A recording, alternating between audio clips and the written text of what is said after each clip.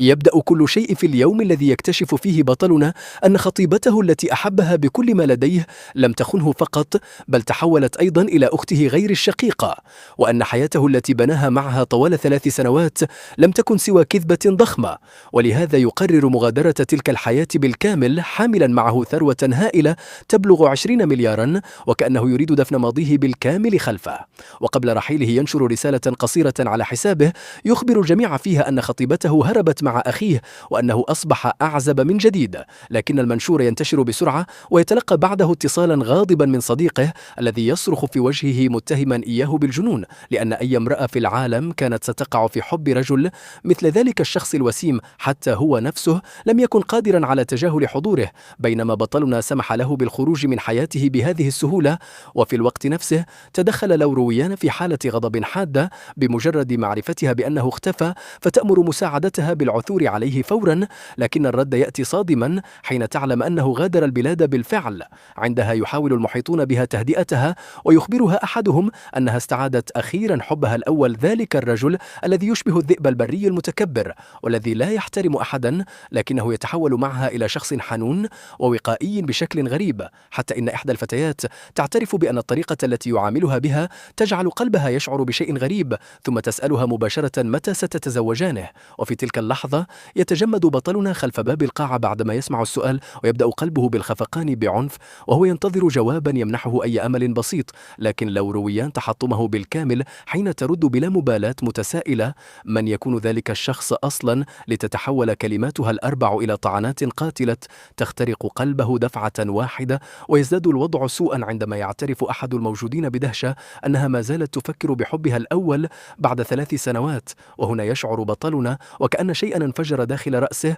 ويفهم أخيرا أن قلبها لم يكن يحمل له أي مكان، بينما كان واقفا خلف الباب يستمع لكل شيء عاجزا عن الحركة. بعدها تبدأ لورويان بالاعتراف بالحقيقة كاملة، موضحة أن حبها الأول طلب منها عند الانفصال أن تمنحه 3 سنوات ليحاول من جديد، وأن الجميع نصحها أيضا بالمحاولة، فإذا استمرت مشاعرهما بعد تلك السنوات فسيعودان لبعضهما. ولهذا استمعت إليه وقضت السنوات ال3 بأكملها وهي تنتظر عودته، معتقدة أنه كان يجب أن يرجع إليها الآن. وهنا ينهار بطلنا بالكامل، لأن كل الذكريات التي عاشها معها وكل اللحظات التي ظن أن الحب جمعهما فيها لم تكن سوى تجربة عاطفية واختبار لمعرفة إن كانت لا تزال تحب رجلا آخر، حتى إن أحد الموجودين يبدأ بالقلق من ردة فعل فينغ لو علم بالأمر. لكن قبل أن يكمل كلامه يفتح بطلنا باب القاعة بعنف ويدخل وسط صدمة الجميع. يقف هناك بوجه شاحب وعينين ممتلئتين بالألم، محدقا مباشرة في لورويان التي تجلس في المقعد الرئيسي، لكنه يصدم أكثر حين يكتشف أنها لا تبدو متفاجئة ولا مذعورة ولا حتى نادمة، بل تجلس ببرود تام وكأنه شخص لا يعني لها شيئا، ولو كان لديها ذرة مشاعر نحوه لما بقيت هادئة بتلك الطريقة. يتقدم نحوها ببطء ويسألها إن لم يكن لديها ما تقوله له، لكنها ترد ببرود بأنها لا تملك شيئا لتقوله، وأنها كانت تظنه يفهم الحقيقة منذ البداية. ثم تكشف له أن شين ليوان راهنها عليه كي تجعل بطلنا يقع في حبها، وبعدها تعرض عليه أن يأخذ أي سيارة فاخرة يريدها، وإن لم يكن ذلك كافيا فإنها تخرج بطاقة مصرفية سوداء وتضعها أمامه قائلة إن فيها 100 مليون، وهذا ثمن بقائه إلى جانبها طوال السنوات ال3. ورغم الإهانة المدمرة لا يزال بطلنا متعلقا بمشاعره الحقيقية، فيمسك معصمها فجأة مؤكدا أن حبه لها كان صادقا بالفعل، بينما تمر داخل رأسه كل الذكريات الصغيرة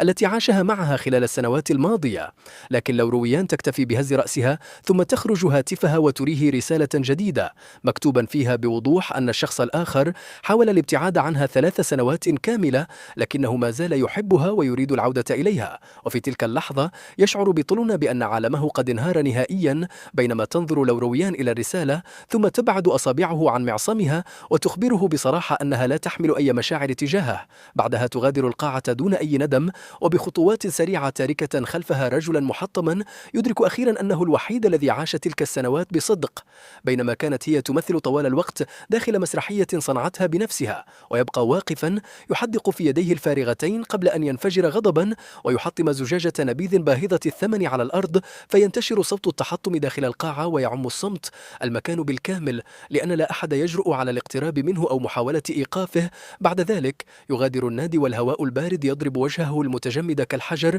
ثم يمسح دموعه بعنف ويوقف سيارة أجرة طالبا من السائق أن يتبع سيارة لورويان، لأنه يريد رؤية ذلك الحب الأول بعينيه ومعرفة الشخص الذي لم يستطع التفوق عليه أبدا. ويلاحظ أثناء الطريق أن لورويان التي عرفت دائما بهدوئها تقود بجنون، وكأنها لا تستطيع الانتظار أكثر لرؤية ذلك الرجل، الأمر الذي يزيد الألم داخل قلبه أكثر فأكثر، حتى تصل أخيرا إلى صالة الوصول في المطار الدولي. يدفع الأجرة وينزل مترنحا قبل أن يختبئ خلف أحد الأعمدة ويراقب بصمت، بينما تقف لورويان عند المخرج منتظرة وصول شخص ما، ثم يظهر رجل يسحب حقيبته خلفه، وما إن يرى بطلنا وجهه حتى يشعر وكأن صاعقة كهربائية ضربت جسده بالكامل. ولم يكن السبب فقط أن لورويان ركضت نحوه لتعانقه بقوة أو أنه انحنى ليقبل شعرها، بل لأن ذلك الرجل كان فينغ جون أخاه غير الشقيق، والشخص الذي يكرهه أكثر من أي إنسان في العالم،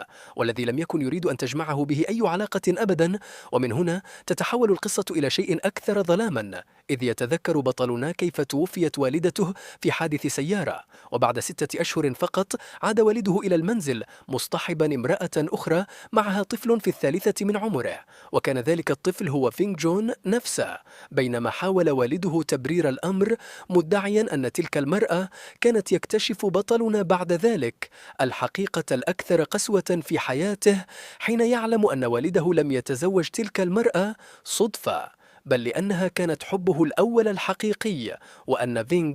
جون لم يكن مجرد طفل جاءت به معها، بل كان الابن البيولوجي لوالده نفسه. والأسوأ من ذلك أن والده ظل يردد طوال الوقت أن والدته الراحلة هي من سرقته من حبيبته القديمة، وأنه لولاها لما افترق عنها أصلا. لكن بطلنا يعرف الحقيقة جيدا، لأنه يتذكر كيف كان والده في الماضي رجلا محطما يبحث بجنون عن المال لتأسيس شركته، حتى إنه لم يكن يملك ثمن الطعام، وكان هو بنفسه من ذهب متوسلا إلى والدته التي أحبته منذ سنوات طويلة طالبا مساعدتها، واعدا إياها بأنه إن استثمرت عائلتها أموالها فيه فسيتزوجها ويعيش معها للأبد. وبالفعل منحته والدته كل شيء، المال والحب والدعم، وحتى حياتها نفسها حين ضحت بنفسها لإنقاذه في حادث السيارة. لكن النهاية كانت أكثر بشاعة مما تخيل، إذ لم يكن جسدها قد برد بعد عندما استولى والده على مهرها وإرثها واستخدمهما كهدية زواج ليتزوج حبيبته الأولى في حفل ضخم، وكأن والدته لم توجد يوما. وهنا يتحول الألم داخل بطلنا إلى كراهية حقيقية، لأنه يستطيع تقبل أن يحب والده امرأة أخرى، لكن ما لا يستطيع تقبله أبدا هو أن يكون ذلك الرجل فينغ جون نفسه، الشخص الذي سرق كل شيء منه. وفي تلك اللحظة تكون لورويان قد بدأت بالفعل بوضع حقائب فينغ جون داخل السيارة متجهة إلى موقف السيارات، بينما يشعر بطلنا وكأن ظلا مظلما يطارده، فيوقف سيارة أجرة أخرى ويقرر الاستمرار في ملاحقتهما. وأثناء متابعتهما عن قرب يتمكن من رؤيتهما بوضوح عبر الزجاج، فيلاحظ كيف تلتفت لورويان نحو فينغ جون وتهمس له بشيء ما، ثم تمد يدها بلطف لتبعد خصلة شعر عن وجهه بحركة طبيعية للغاية، وكأن الحنان بينهما أمر بديهي. بينما يدرك بطلنا بمرارة أنه لم يتلقى منها ولو جزءا صغيرا من تلك المشاعر طوال 3 سنوات كاملة عاشها معها، وتبدأ الدموع بتشويش رؤيته وهو يحدق أمامه. فجأة يقع حادث مروع عند التقاطع، حيث ترتفع أصوات احتكاك الإطارات وتحطم المعادن، وتصطدم سيارة الأجرة التي يستقلها بالسيارة الأمامية دون سابق إنذار، قبل أن تأتي سيارة أخرى وتصدمهم بقوة من الخلف، فيتحول كل شيء إلى فوضى مرعبة، ويضرب رأسه بقوة في المقعد الأمامي، فتخترق الألم رأسه فورا، بينما يبدأ الدم بالنزيف، وتتلاشى رؤيته تدريجيا وسط صرخات الناس وأصوات الزجاج المتكسر. وفي خضم الفوضى يرى شخصا مألوفا، تفتح باب السيارة بسرعة وتخرج لورويان أولا، ثم تندفع مباشرة نحو جهة الراكب لتسحب فينغ جون من السيارة بكل حرص وقلق واضحين على وجهها، بينما تبدو ملامح الخوف والانزعاج في عينيها، وهي تساعده على الابتعاد عن موقع الحادث. وعندها فقط تلمحه عالقا داخل سيارة الأجرة المحطمة، فتظهر صدمة سريعة في عينيها لكنها تختفي في اللحظة التالية تماما. ويلاحظ فينغ جون أنها توقفت للحظة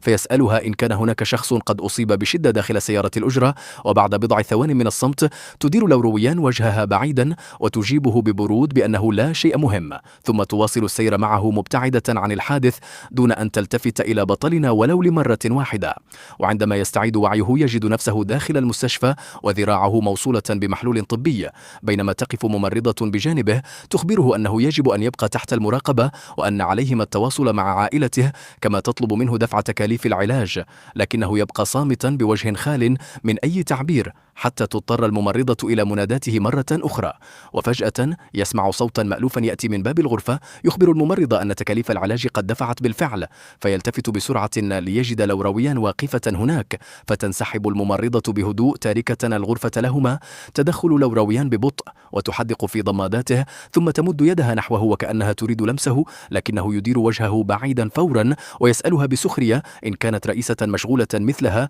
تملك وقتا للاهتمام بشخص تافه مثلها، فتتجمد يدها للحظة قبل أن تجيبه بصوت منخفض بأنه لو لم تأتي فمن الذي سيأتي للاهتمام به، وتضربه كلماتها بقوة لأنه يدرك أن والدته رحلت منذ زمن، وأن والده منحاز دائما بينما زوجة أبيه منافقة، وأن ذلك المنزل لم يعد مكانا ينتمي إليه أبدا. وخلال السنوات الثلاث الماضية كانت لورو ويان دائما الشخص الذي يقف بجانبه كلما احتاج المساعدة، حتى جعلته يعتقد أنه وجد أخيرا ملجأ آمنا يحتمي به. لكن المفارقة المؤلمة أن المرأة نفسها التي منحته ذلك الشعور بالأمان هي التي دفعته اليوم نحو الهاوية، ولهذا يخبرها بصوت مكتوم أنه لا يحتاج إلى شفقتها، وأنها بنفسها قالت إن كل شيء انتهى بينهما، ثم يحاول التظاهر بالكبرياء مؤكدا أنه ليس شخصا مثيرا للشفقة ليتوسل حبها أو يتمسك بها، بعد أن أعلنت أنها لا تحمل له أي مشاعر. ورغم أن قلبه ينهار من الداخل يواصل تمثيل القوة، ويضيف بسخرية متعمدة أنه لم يكن جادا أصلا عندما قال إنه يحبها، وأن الأمر كله لم يكن سوى تسلية، وأنها ساذجة بما يكفي لتصدق ذلك. وعند سماع هذه الكلمات تمتلئ عينا لورو ويان بالاحمرار وتحدق فيه وكأنها تريد قول شيء مهم، بينما تتقلص ملامح وجهها بتوتر واضح. وقبل أن تتمكن من الكلام تفتح الممرضة الباب فجأة وتخبره أن الفحوصات انتهت وأنهم بانتظاره. وفور سماعه ذلك ينفجر غاضبا ويطلب منها أن تعود إلى فينغ جون لأنه لا يحتاجها هنا، فتظل تنظر إليه بصمت لثوان قبل أن تخبره بأنها جاءت للبقاء معه فقط لأن صديقه تشينغ طلب منها الاعتناء به. وعندما يسمع هذا الكلام ينفجر ضاحكا، لكن ضحكته تتسبب في انفتاح جرحه من جديد، فيشعر بألم جسدي قاس، لكنه يدرك أن ذلك الألم لا يساوي شيئا مقارنة بما يحطم قلبه من الداخل. ثم يأخذ نفسا عميقا ويخبرها ألا تقلق لأنه ليس ساذجا إلى هذه الدرجة. وفي تلك اللحظة تشعر لورو ويان بانقباض خفيف في قلبها، لأنها للمرة الأولى تراه يبكي بهذا الشكل، بينما تفتح شفتيها وكأنها تريد قول شيء ما، لكنها في النهاية تلتزم الصمت ثم تستدير وتغادر الغرفة. وبمجرد أن يراها تبتعد بظهرها المستقيم والبارد يفقد بطلنا آخر ما تبقى من تماسكه وينهار فوق سرير المستشفى معتقدا أنه سيبكي طويلا، لكن الغريب أن دموعه تجف بسرعة خلال الأيام التالية بينما يبقى وحيدا تماما. بينما كان بطلنا يرقد في المستشفى يتلوى من الألم، كان العرق يتصبب منه بلا توقف، والطعام أمامه أشبه بقطع كرتون بلا طعم، وحتى الممرضات لم يكن يتركنه وشأنه، إذ ظل يلتقط همساتهن عن ذلك الشاب المحظوظ المقيم في الغرفة الفاخرة المجاورة، ذاك الذي تحظى رعايته باهتمام الآنسة لويان شخصيا، حتى إنها تبقى إلى جانبه طوال الليل وذات مرة. وبينما كان يمر قرب الغرفة لمح الباب مواربا قليلا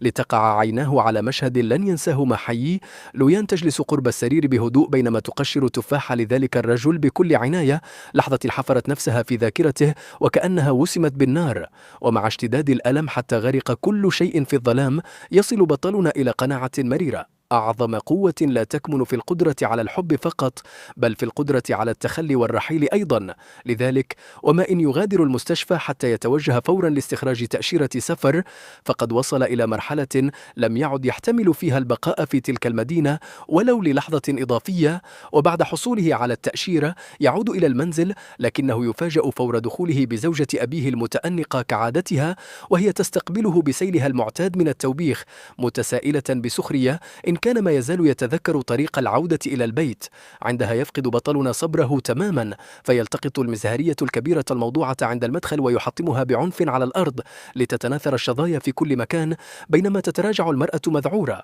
ثم يوجه لها كلمات باردة كالسكاكين، متهما إياها بأنها مجرد عشيقة دمرت عائلة كاملة، لتتحول ملامحها إلى لون شاحب من شدة الغضب بينما ترتجف بعجز أمامه الضجيج. يستدعي والده أخيرا فيخرج مسرعا من مكتبه، لا ليفهم ما حدث بل ليدافع فورا عن زوجته، ثم يبدأ بتوبيخ ابنه لأنه عاد لإثارة المشاكل مجددا. لكن بطلنا لم يعد يكترث لكل ذلك، فيواجه والده مباشرة بإعلانه أنه سيغادر البلاد ولن يعود أبدا. الخبر يصيب الرجل بالذعر، فيحاول التظاهر بالقلق والحنان، مؤكدا أن المنزل سيبقى دائما منزله وأنهم عائلة واحدة. لكن كلمات كهذه لم تعد تثير في بطلنا سوى السخرية، إذ يرد ببرود قاتل ويأمرهما بالتوقف عن هذا التمثيل الرخيص. وحين يدرك الأب أن ابنه لا يمزح، يحاول شراء صمته ب5 ملايين، ظنا منه أن المال كفيل بحل كل شيء. إلا أن بطلنا يفجر الحقيقة في وجهه بلا رحمة،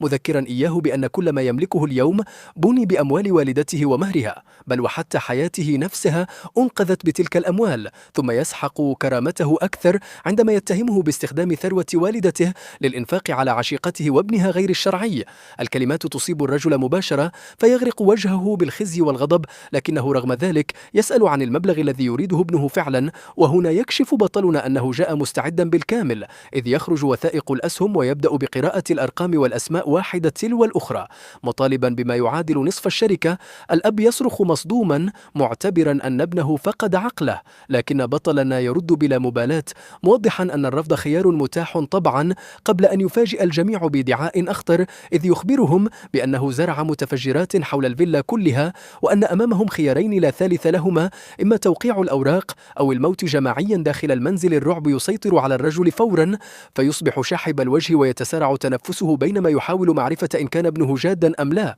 لكن خوفه من الموت ينتصر في النهاية، فيتوسل إليه أن يزيل المتفجرات بسرعة. عندها فقط يكشف بطلنا الحقيقة بابتسامة ساخرة، موضحا أنه كان يكذب منذ البداية، لكنه أراد فقط أن يجعل والده يتذوق الشعور نفسه الذي عاشته والدته حين خدعها قديما لتتزوجه. الإهانة القاسية تكاد تدفع الرجل للإغماء من شدة الغضب، فيشير إلى ابنه بيد مرتجفة عاجزا حتى عن الكلام، بينما يفقد بطلنا أي رغبة في النظر إليه أو الاستماع له. لكن وقبل أن يصعد إلى غرفته يفاجئه والده بمعلومة جديدة: أخوه الأكبر سيحضر حبيبته للعشاء الليلة، وعليه أن يلتزم الأدب هذه المرة مهما فعل سابقا. إلا أن الصدمة الحقيقية تأتي مع الاسم التالي: حبيبة أخيه ليست سوى لويان نفسها. في تلك اللحظة يتجمد بطلنا مكانه تماما، غير قادر على استيعاب أن المرأة التي ما زالت تحتل قلبه ستدخل هذا المنزل بوصفها حبيبة أخيه.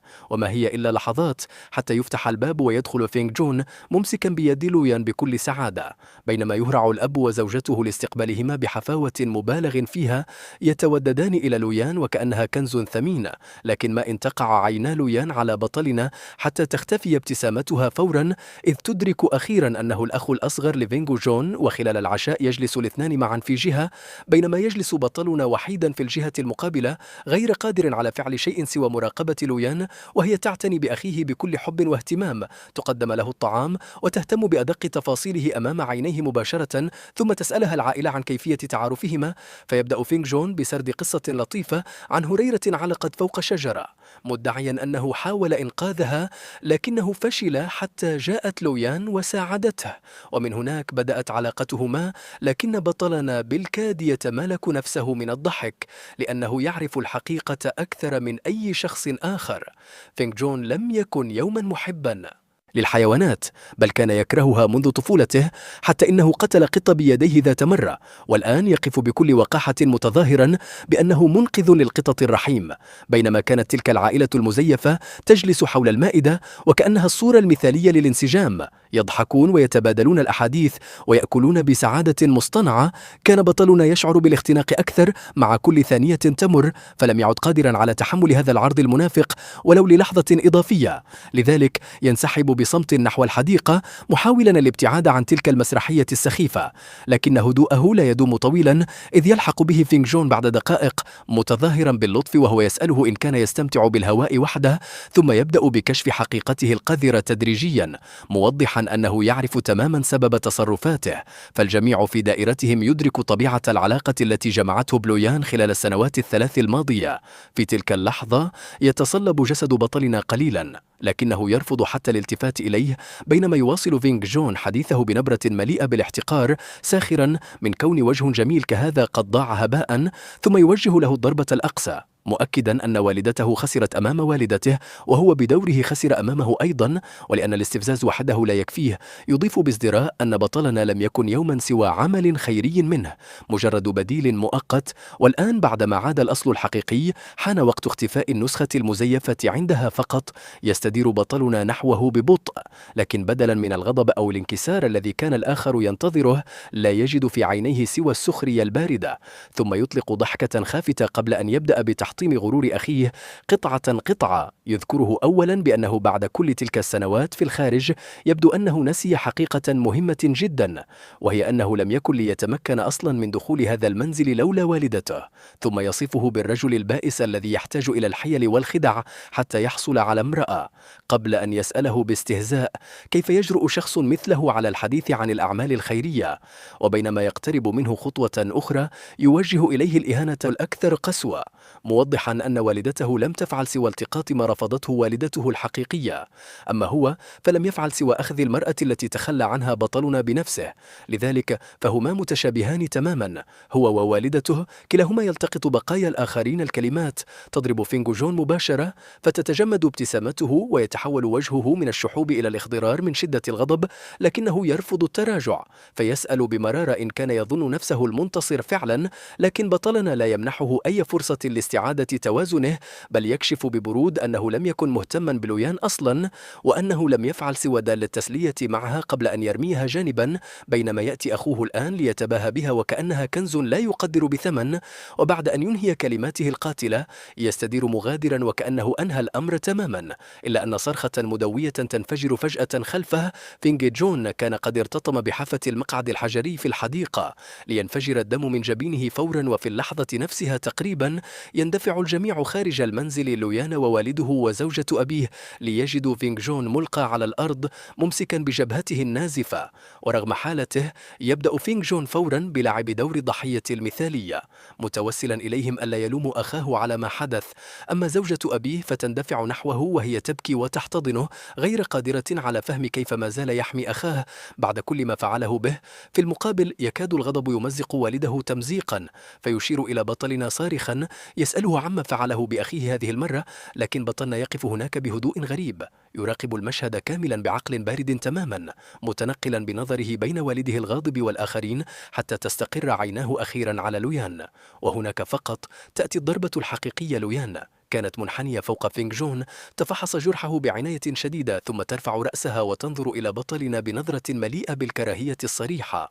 في تلك اللحظة يدرك الحقيقة أخيرا، كل شيء انتهى، وهذه المرأة أيضا لم تكن سوى كارثة أخرى في حياته، وكان حدسه محقا منذ البداية، فهي لم تحمل له أي مكانة في قلبها ولن تصدقه مهما قال، وبدلا من تبرير نفسه أو الدفاع عنها يتخذ قرارا صادما أمام الجميع، إذ يتقدم بخطوات هادئة نحو فينغ جون، ثم يلتقط المزهرية الخزفية الثقيلة القريبة منه، ومن دون أي تردد يهوي بها مباشرة على الجبهة المصابة أصلا. صرخة فينغ جون هذه المرة تكون أشد حدة من السابقة، بينما يترك بطلنا المزهرية المحطمة تسقط أرضا ببرود كامل، ثم ينظر إليهم جميعا ويعلن الحقيقة بصوت ثابت، موضحا أنه قبل قليل لم يكن قد ضربه فعلا، أما الآن فقد فعلها حقا. صمت مرعب يسيطر على المكان بالكامل، حتى لويان نفسها تتجمد من الصدمة بينما يرمي بطلنا شظايا الخزف من يده ويستدير مغادرا وكأن شيئا لم يحدث.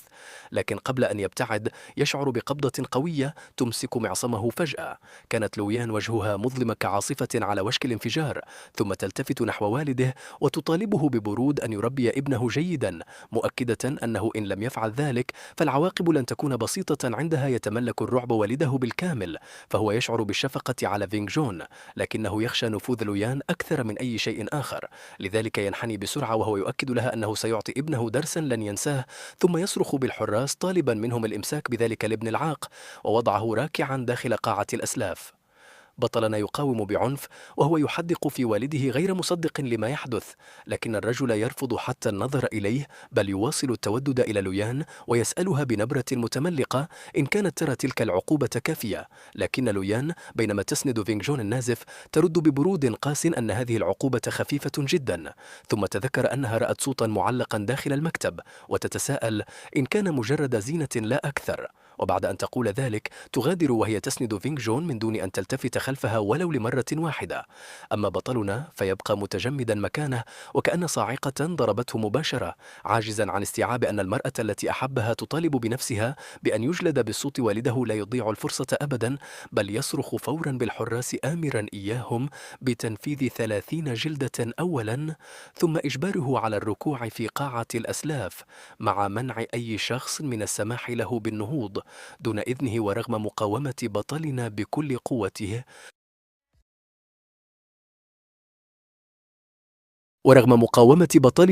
قوته فإن الحراس يتمكنون من السيطرة عليه في النهاية. وفي تلك اللحظات القاسية يكتشف حقيقة كان يحاول إنكارها طوال الوقت، فهو لم يكن غير مبال كما ادعى، بل كان يتألم بشدة. وإلا فلماذا استطاعت بضع كلمات من فينغ جون أن تدفعه إلى هذه الحالة الجنونية؟ وبعد كل شيء يسحب بالقوة إلى إحدى الغرف الجانبية، وحين يستعيد وعيه لاحقا يجد نفسه مستلقيا فوق سريره داخل غرفته الخاصة،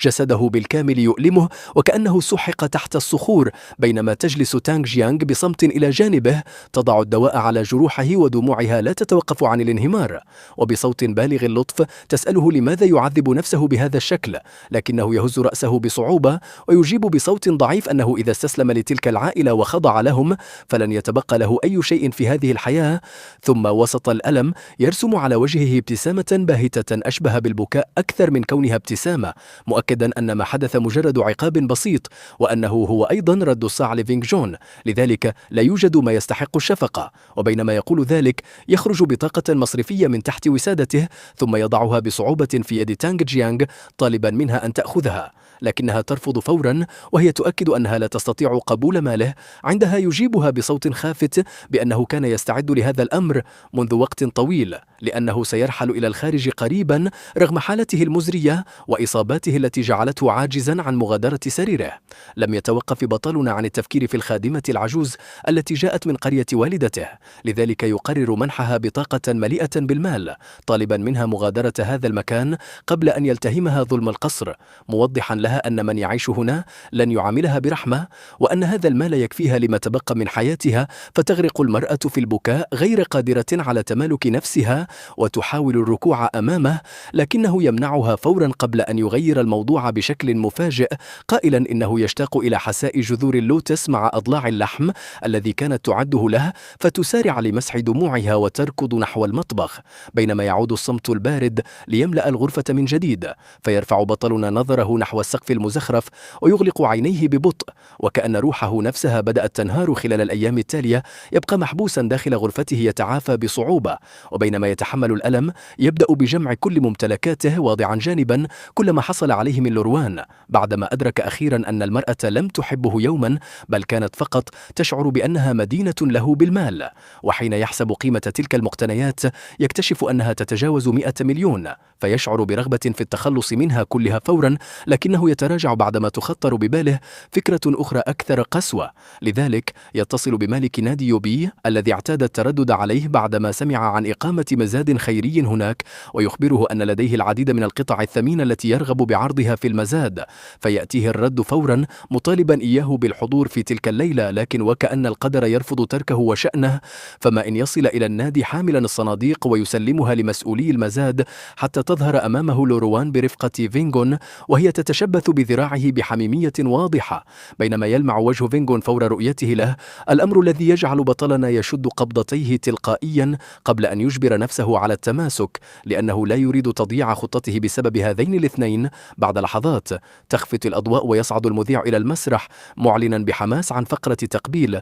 تستمر 3 دقائق قبل بدء المزاد، حيث ستتحرك الأضواء الكاشفة فوق الأزواج في أنحاء القاعة وسرعان ما يغرق المكان في الظلام، بينما تبدأ المشاهد الرومانسية بالظهور في كل زاوية، وهناك تقع عينا بطلنا على لوروان وهي تضحك بسعادة بينما تطوق عنق فينجون بذراعيها قبل أن ينحني الأخير ويقبلها مباشرة أمامه، فيشعر وكأن شيئا حادا اخترق قلبه بعنف، لكن الكارثة تقع في اللحظة التالية مباشرة إذ ينفصل حامل ثريا ضخم من السقف ويسقط فوق فينجون، وهنا تتحرك لوروان بسرعة مذهلة وتدفعه بعيدا في اللحظة الأخيرة، إلا أن طرف الحامل يصيب مؤخرة رأسه إصابة خفيفة فقط، وما إن ترى ذلك حتى يشحب وجهها وتسحبه مذعورة نحو موقف السيارات لتأخذه إلى المستشفى بأقصى سرعة. أما بطلنا فلم يكن محظوظا مثل فينجون، لأن ثريا أخرى تسقط فوقه مباشرة ليتفجر الألم في جسده بقوة تكاد تفقده الوعي قبل أن تصل سيارة الإسعاف ويتم نقله هو الآخر إلى المستشفى.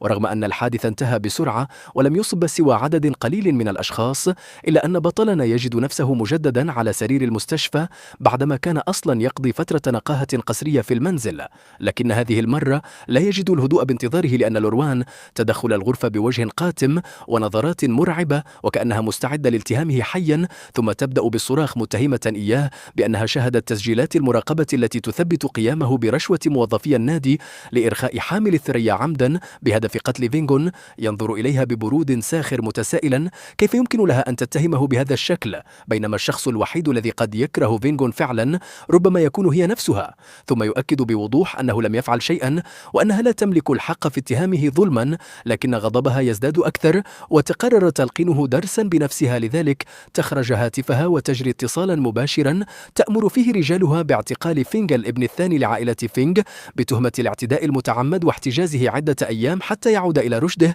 تتسع عينا بطلنا من شدة الصدمة، غير قادر على تصديق أن المرأة التي ضحى من أجلها كثيرا مستعدة الآن لاستخدام نفوذها لإرساله إلى السجن.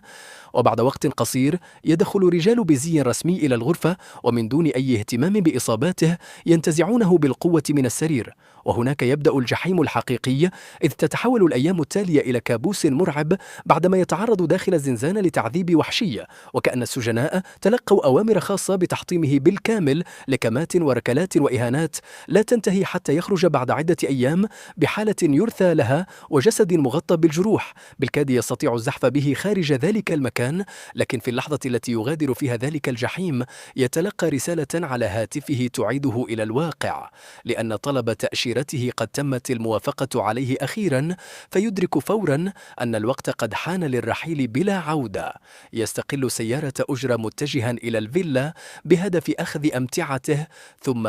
التوجه مباشرة إلى المطار، لكنه يتفاجأ عند دخوله بظهور أخيه تشين لواو العائد حديثا من رحلة حول العالم، وما إن يعلم الأخير بكل ما حدث حتى يندفع نحوه بوجه مليء بالندم معتذرا بلا توقف لأنه كان السبب في جمعه مع لوروان، مؤكدا أنه لو عرف أن حبها الأول كان فينغون لما سمح له بالاقتراب منها حتى لو اضطر للتضحية بحياته، لكن بطلنا يوقفه بهدوء مؤكدا أن الماضي انتهى وأنه قرر مغادرة البلاد وربما لن يعود أبدا، ثم يخبره بأنه سيظل أخاه مهما حدث، وأنه طالما يملك لقمة يعيش بها فسيشاركه إياها لأنه لم يعد هناك أي شيء يربطه بهذا المكان. وقبل رحيله يتوقف للمرة الأخيرة وينظر إلى المنزل الذي دفن فيه كل ذكريات طفولته، المنزل الذي أصبح الآن يضم والده وعشيقته وابنهما غير الشرعي. بعدها يخرج البنزين الذي أعده مسبقا متجاهلا توسلات الخدم، بينما تتجمد عيناه ببرود قاتل استعدادا لتنفيذ أمر سيقلب كل شيء رأسا على عقب للأبد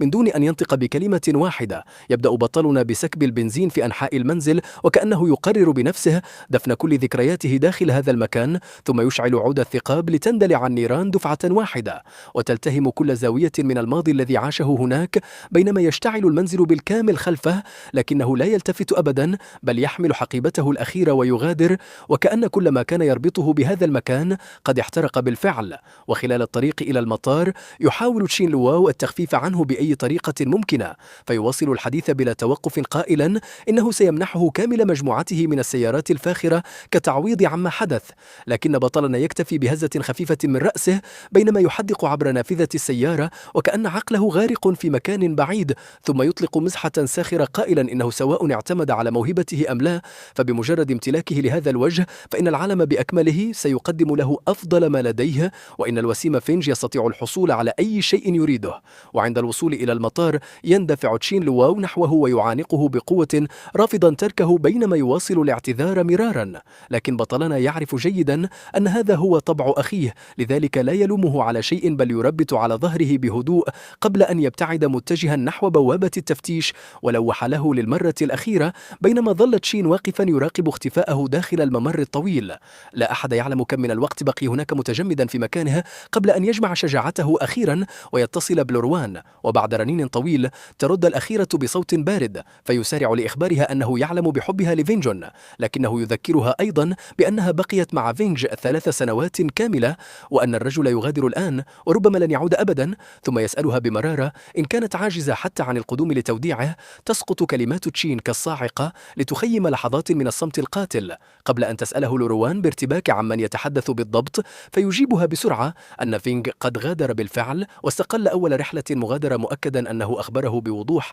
بأنه لن يعود أبدا وأن كل ذلك حدث بسببها، ثم ينهي المكالمة بعنف تاركا صوت الخط المقطوع يرن داخل أذنها. تبقى لوروان متجمدة في مكانها والهاتف ملتصق بأذنها بينما تتردد جملة واحدة داخل عقلها مرارا وتكرارا، وهي أن فينج غادر إلى الخارج ولن يعود أبدا، فتعبس بضيق وترمي الهاتف فوق الطاولة محاولة التركيز على الملفات المالية أمامها، لكن الكلمات والأرقام تبدأ بالتراقص أمام عينيها كأنها مستحيلة الفهم، لأن عقلها لا يتوقف عن استعادة النظرة الأخيرة التي رمقها بها فينج قبل اقتياده إلى مركز الاحتجاز. وبانزعاج واضح تفك ربطة عنقها وتنهض متجهة نحو النافذة الزجاجية الضخمة قبل أن تبقى واقفة تحدق إلى الخارج لفترة طويلة، ثم فجأة تمسك مفاتيح سيارتها وتغادر المكتب بسرعة. وبينما المصعد يهبط تتصل مباشرة بالمدير الخاص للمطار وتسأله بصوت متوتر عن الرحلة التي استقلها فينج. يتلعثم المدير قبل أن يخبرها أخيرا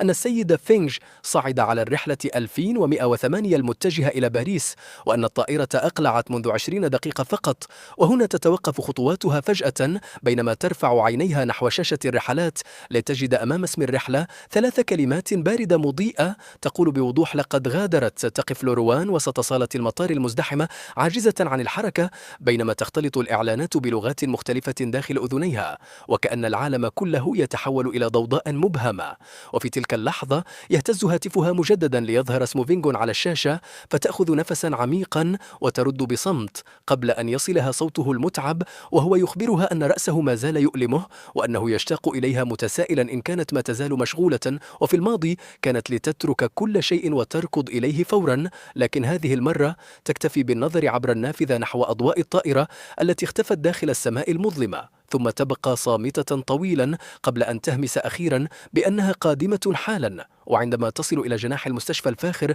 تجد فينجون جالسا على السرير، وما إن يراها حتى يشرق وجهه بسعادة بينما تجلس هي بجانبه تستمع إلى حديثه المتواصل، لكن عقلها يبقى في مكان آخر تماما. يدرك فينجون شرودها، لذلك يسألها بحذر إن كانت تقلق على فينج بعدما أخبره والده بكل شيء، ثم يحاول التقليل من الأمر قائلا إن سفره إلى الخارج ليس أمرا سيئا وربما يحتاج فقط لبعض الوقت كي يهدأ ويعيد التفكير. وربما يعود لاحقا ثم يغير الموضوع بسرعة محاولا استعادة الأجواء الطبيعية دون أن يعلم أن لوروان بعدما ينام تعود لإخراج هاتفها مجددا، يبقى إصبعها مترددا فوق الشاشة للحظات قبل أن تفتح نافذة المحادثة مع مساعدها وتكتب أمرا واضحا تطلب فيه مراقبة فينغ وإرسال تقرير أسبوعي عن حياته في الخارج، لكنها تتوقف قبل الضغط على زر الإرسال مباشرة، وفي اللحظة التالية تحدق في الرسالة وكأنها تستيقظ فجأة من شيء غريب، ثم تتمتم بسخرية باردة متسائلة لماذا تهتم بهذا الشكل بينما لم يكن بالنسبة لها سوى لعبة. بعدها تحذف الرسالة بعنف وكأنها تحاول إقناع نفسها بأنها لا تبالي إطلاقا. وبالنسبة للناس من حولها بدت حياتها بعد العودة إلى فينجون مثالية تماما، إذ كانت تؤدي دور الحبيبة المثالية في كل شيء: عشاء فاخر، اجتماعات عمل، رحلات سفر، مناسبات اجتماعية، وكأنهما الثنائي المثالي الذي يحسد عليه الجميع. لكنها وحدها كانت تدرك أن هذه الحياة اللامعة فارغة من الداخل بشكل مخيف، ففي بعض الأحيان وأثناء مراجعتها للملفات قرب النافذة الزجاجية كانت تتذكر فجأة كيف كان فينغ يتسلل خلفها أثناء انشغالها ثم يعانقها من الخلف ويتعمد الهمس قرب أذنها لإفساد تركيزها بالكامل. وفي أحيان أخرى وأثناء جلوسها داخل الطائرة الخاصة كانت عيناها تنجرفان تلقائيا نحو غرفة الاستراحة الصغيرة، متذكرة كيف أخرجته يوما من هناك ملفوفا بالبطانية بينما كان يتذمر باستمرار من سخافة الأمر كله. والمثير أن تلك الذكريات لم تمنحها الراحة، بل كانت تزيد انزعاجها أكثر فأكثر، حتى إنها في أحد الأيام اصطحبت فينغ إلى ذلك المطعم الفاخر نفسه الذي اعتادت الذهاب إليه مع فينغ، المطعم الذي يحتاج الحجز فيه إلى أشهر طويلة، وكانت الأطباق ما تزال بنفس الفخامة والمذاق المثالي. لكن شيئا ما بدا مختلفا تماما هذه المرة داخل ذلك المطعم الفاخر الذي اعتادا زيارته سابقا. يجلس فينغ بهدوء يتناول طعامه بأناقة، بينما تجد لوروان نفسها فجأة تتذكر كيف كان فينغ يمد يده خلسة نحو طبقها ليسرق طعامه المفضل من وعائها، ثم يشتكي بلا خجل من أن الطعام غير حار بما يكفي قبل أن يشرب من كوبها بكل وقاحة، ويعلن بثقة أن كل ما يخصها يخصه أيضا. كانت وجباتهما دائما مليئة بالفوضى والضجيج والمشاحنات الصغيرة، لكن الغريب أن تلك الفوضى كانت تحمل حياة حقيقية. أما الآن فالعشاء هادئ بشكل خانق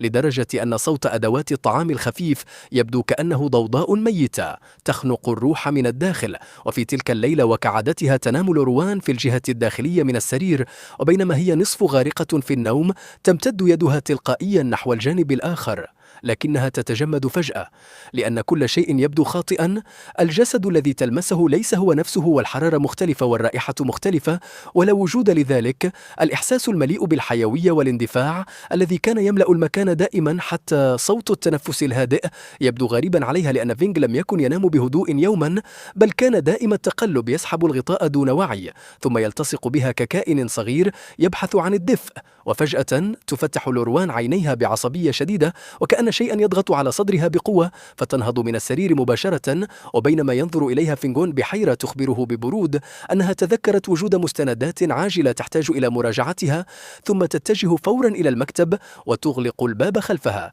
لأنها تحتاج إلى البقاء وحدها وإبعاد تلك الصورة التي أصبحت أكثر وضوحا داخل عقلها. مع كل يوم يمر بعد أسبوع يحضر الاثنان حفلا تجاريا ضخما حيث يراه الجميع الثنائي المثالي الذي لا تشوبه شائبة، لكن لوروان تشعر بملل خانق طوال الحفل وأثناء المأدبة. يتعمد أحد أبناء العائلات الثرية إهانة فينغون أمام الجميع، فيلتفت الأخير فورا نحوها منتظرا منها التدخل. وفي الماضي كانت لوروان ستتحرك فورا لأنها كانت ترى أن خلفية فينغون الضعيفة تجبرها على حمايته، لكن هذه المرة لا يخطر ببالها سوى فينغ، لأنها تتذكر جيدا أنه لو كان مكانه لاكتفى على الأرجح بسكب كأس النبيذ في وجه الرجل، ثم ابتسم بلا مبالاة معتذرا بأن يده انزلقت بالخطأ. هذا التناقض العنيف يهزها من الداخل قبل أن يقترب رجل معروف بلسانه السام وعدائه القديم لعائلة فينغ، ثم يطلق بسخرية استفزازية تعليقا عن انفصالها عن فينغ،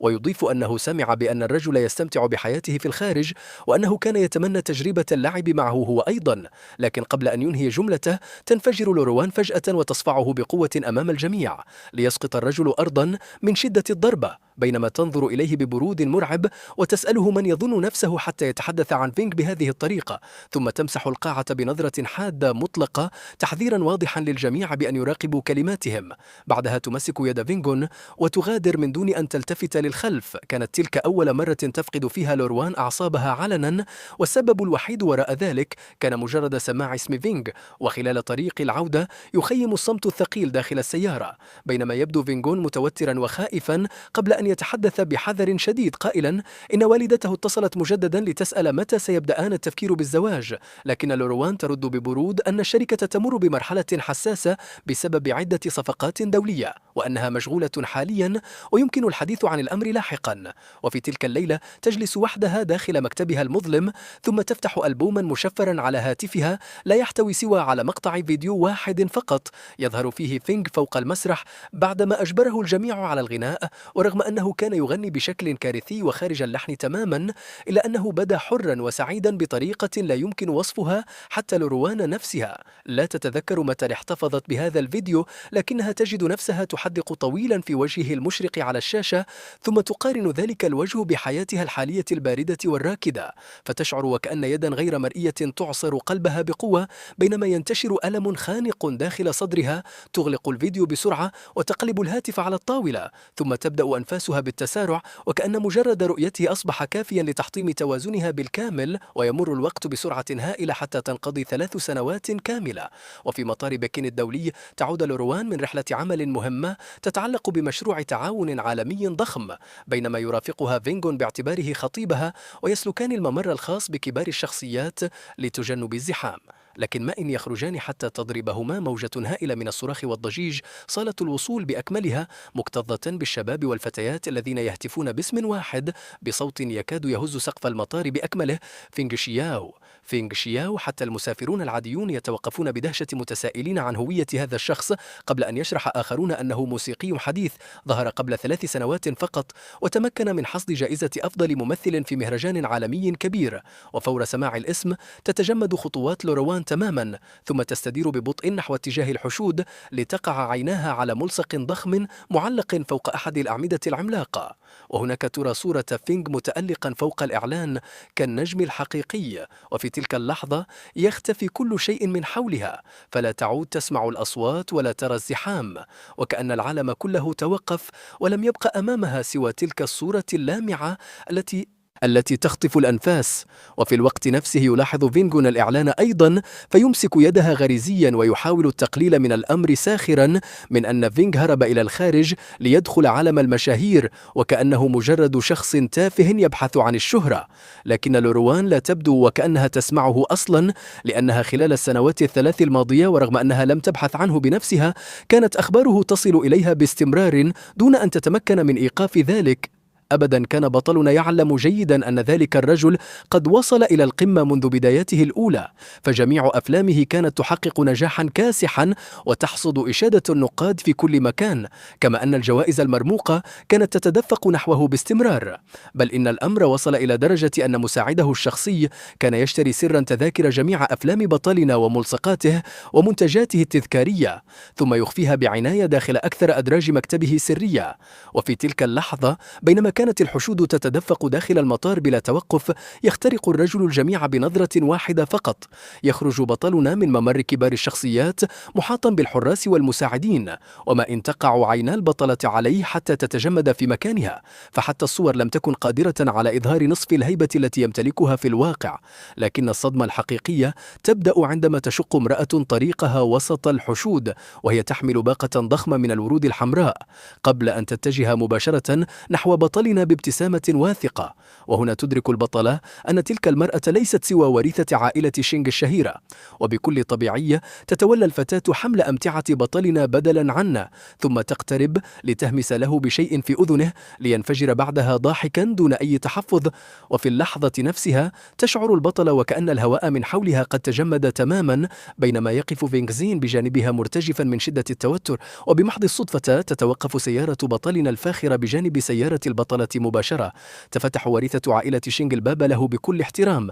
لكن وقبل أن يدخل السيارة بلحظة تمتد يد فجأة لتجذبه بقوة. يستدير بطلنا بهدوء لتلتقي عيناه بعيني البطلة أخيرا، وهنا تنتظر البطلة أي رد فعل منه، أي صدمة، أي غضب، أو حتى اهتمام بسيط، لكنها تتلقى ضربة أقسى بكثير، إذ يكتفي بإيماءة مهذبة باردة وكأنه يحيي معجبة عادية تعرفت عليه بالصدفة، ثم يصرف نظره عنها تماما دون أن يمنحها ثانية إضافية من اهتمامه. في تلك اللحظة تشعر البطلة وكأن قلبها قد ارتفع إلى حلقها، حتى إنها تسمع دوي نبضات دمها داخل أذنيها، لكنها تصاب بصدمة أعنف عندما تدرك أن عينيه لم تعودا تحملان أي أثر للمشاعر القديمة، بل مجرد برود شخص ينظر إلى غريبة لا تعني له شيئا. ثم تأتي الضربة التالية بسرعة عندما تلاحظ وريثة عائلة شينغ وجود البطلة أيضا، فتغلق باب السيارة وتلوح لها بابتسامة خفيفة مليئة بالاستفزاز، قبل أن تنطلق سيارة لينكولن السوداء مبتعدة عن المطار،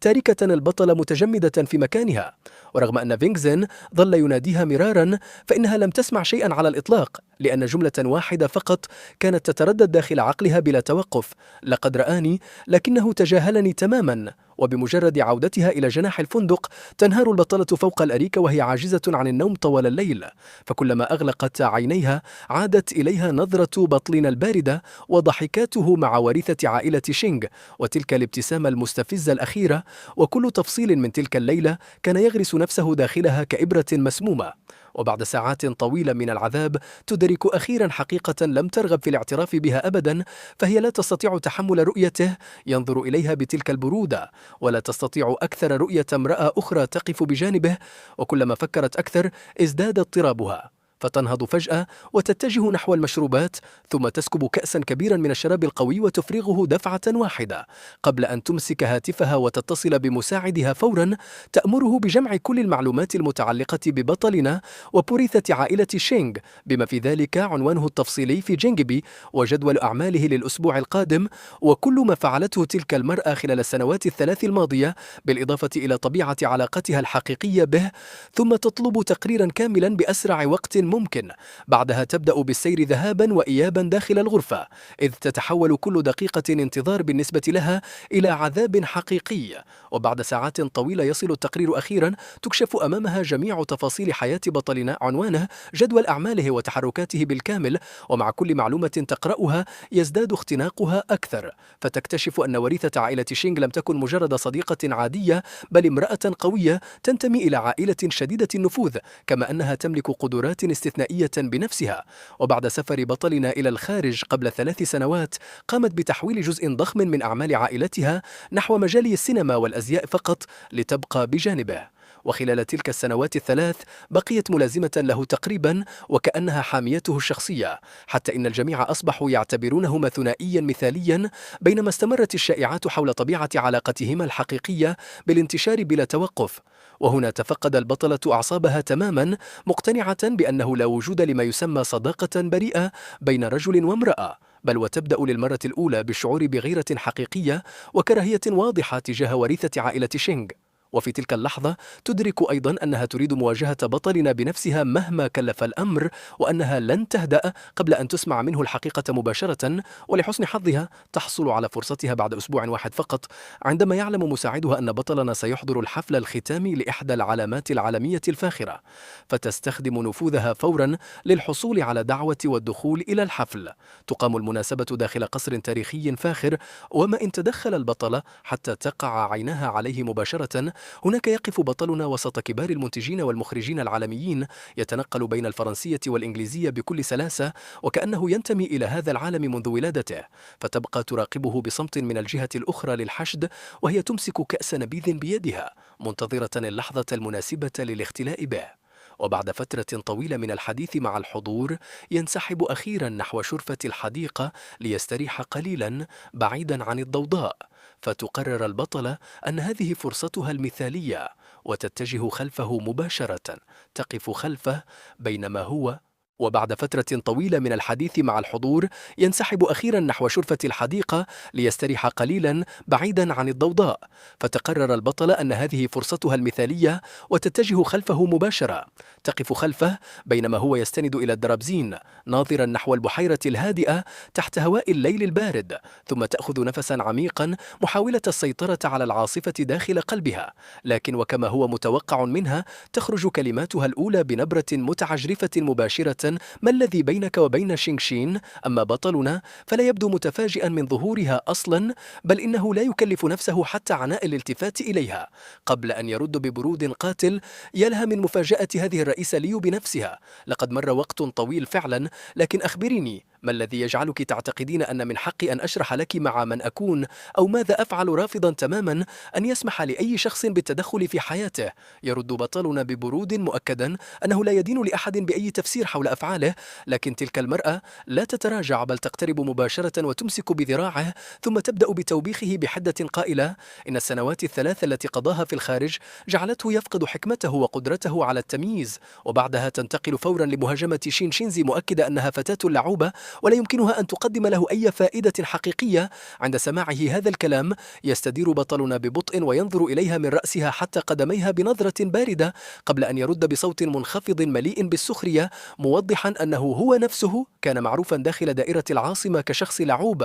لذلك فهو وشينشينزي متشابهان تماما، لكن الفرق أن شينشينزي لم تخفي مشاعرها يوما وكانت دائما تحترم جميع قراراته ورغباته، بعكس بعض الأشخاص الذين احتفظوا بشخص آخر داخل قلوبهم منذ البداية ثم تظاهروا بالصدق، بينما كانوا يضيعون 3 سنوات كاملة من شباب شخص آخر. تتحول كلماته إلى صفعة مباشرة تجعل ملامحها تتغير بالكامل وتحاول الرد، لكن الكلمات تختنق داخل حلقها قبل أن يظهر صوت جديد يقطع التوتر فجأة، حيث تصل شينشينزي بخطوات ثابتة ثم تمسك بذراع بطلنا بشكل طبيعي للغاية وتسأل بابتسامة هادئة عن سبب الأجواء المتوترة بينها وبين حبيبها. وفور سماع كلمة حبيبها تتلقى المرأة صدمة هائلة وكأن صاعقة ضربت عقلها مباشرة، فتلتفت بسرعة نحو بطلنا محاولة العثور داخل عينيه على أي إشارة إنكار أو حتى تردد بسيط، لكنه يكتفي بإيماءة خفيفة تؤكد كلام شينشينزي بالكامل دون أن ينطق بكلمة واحدة.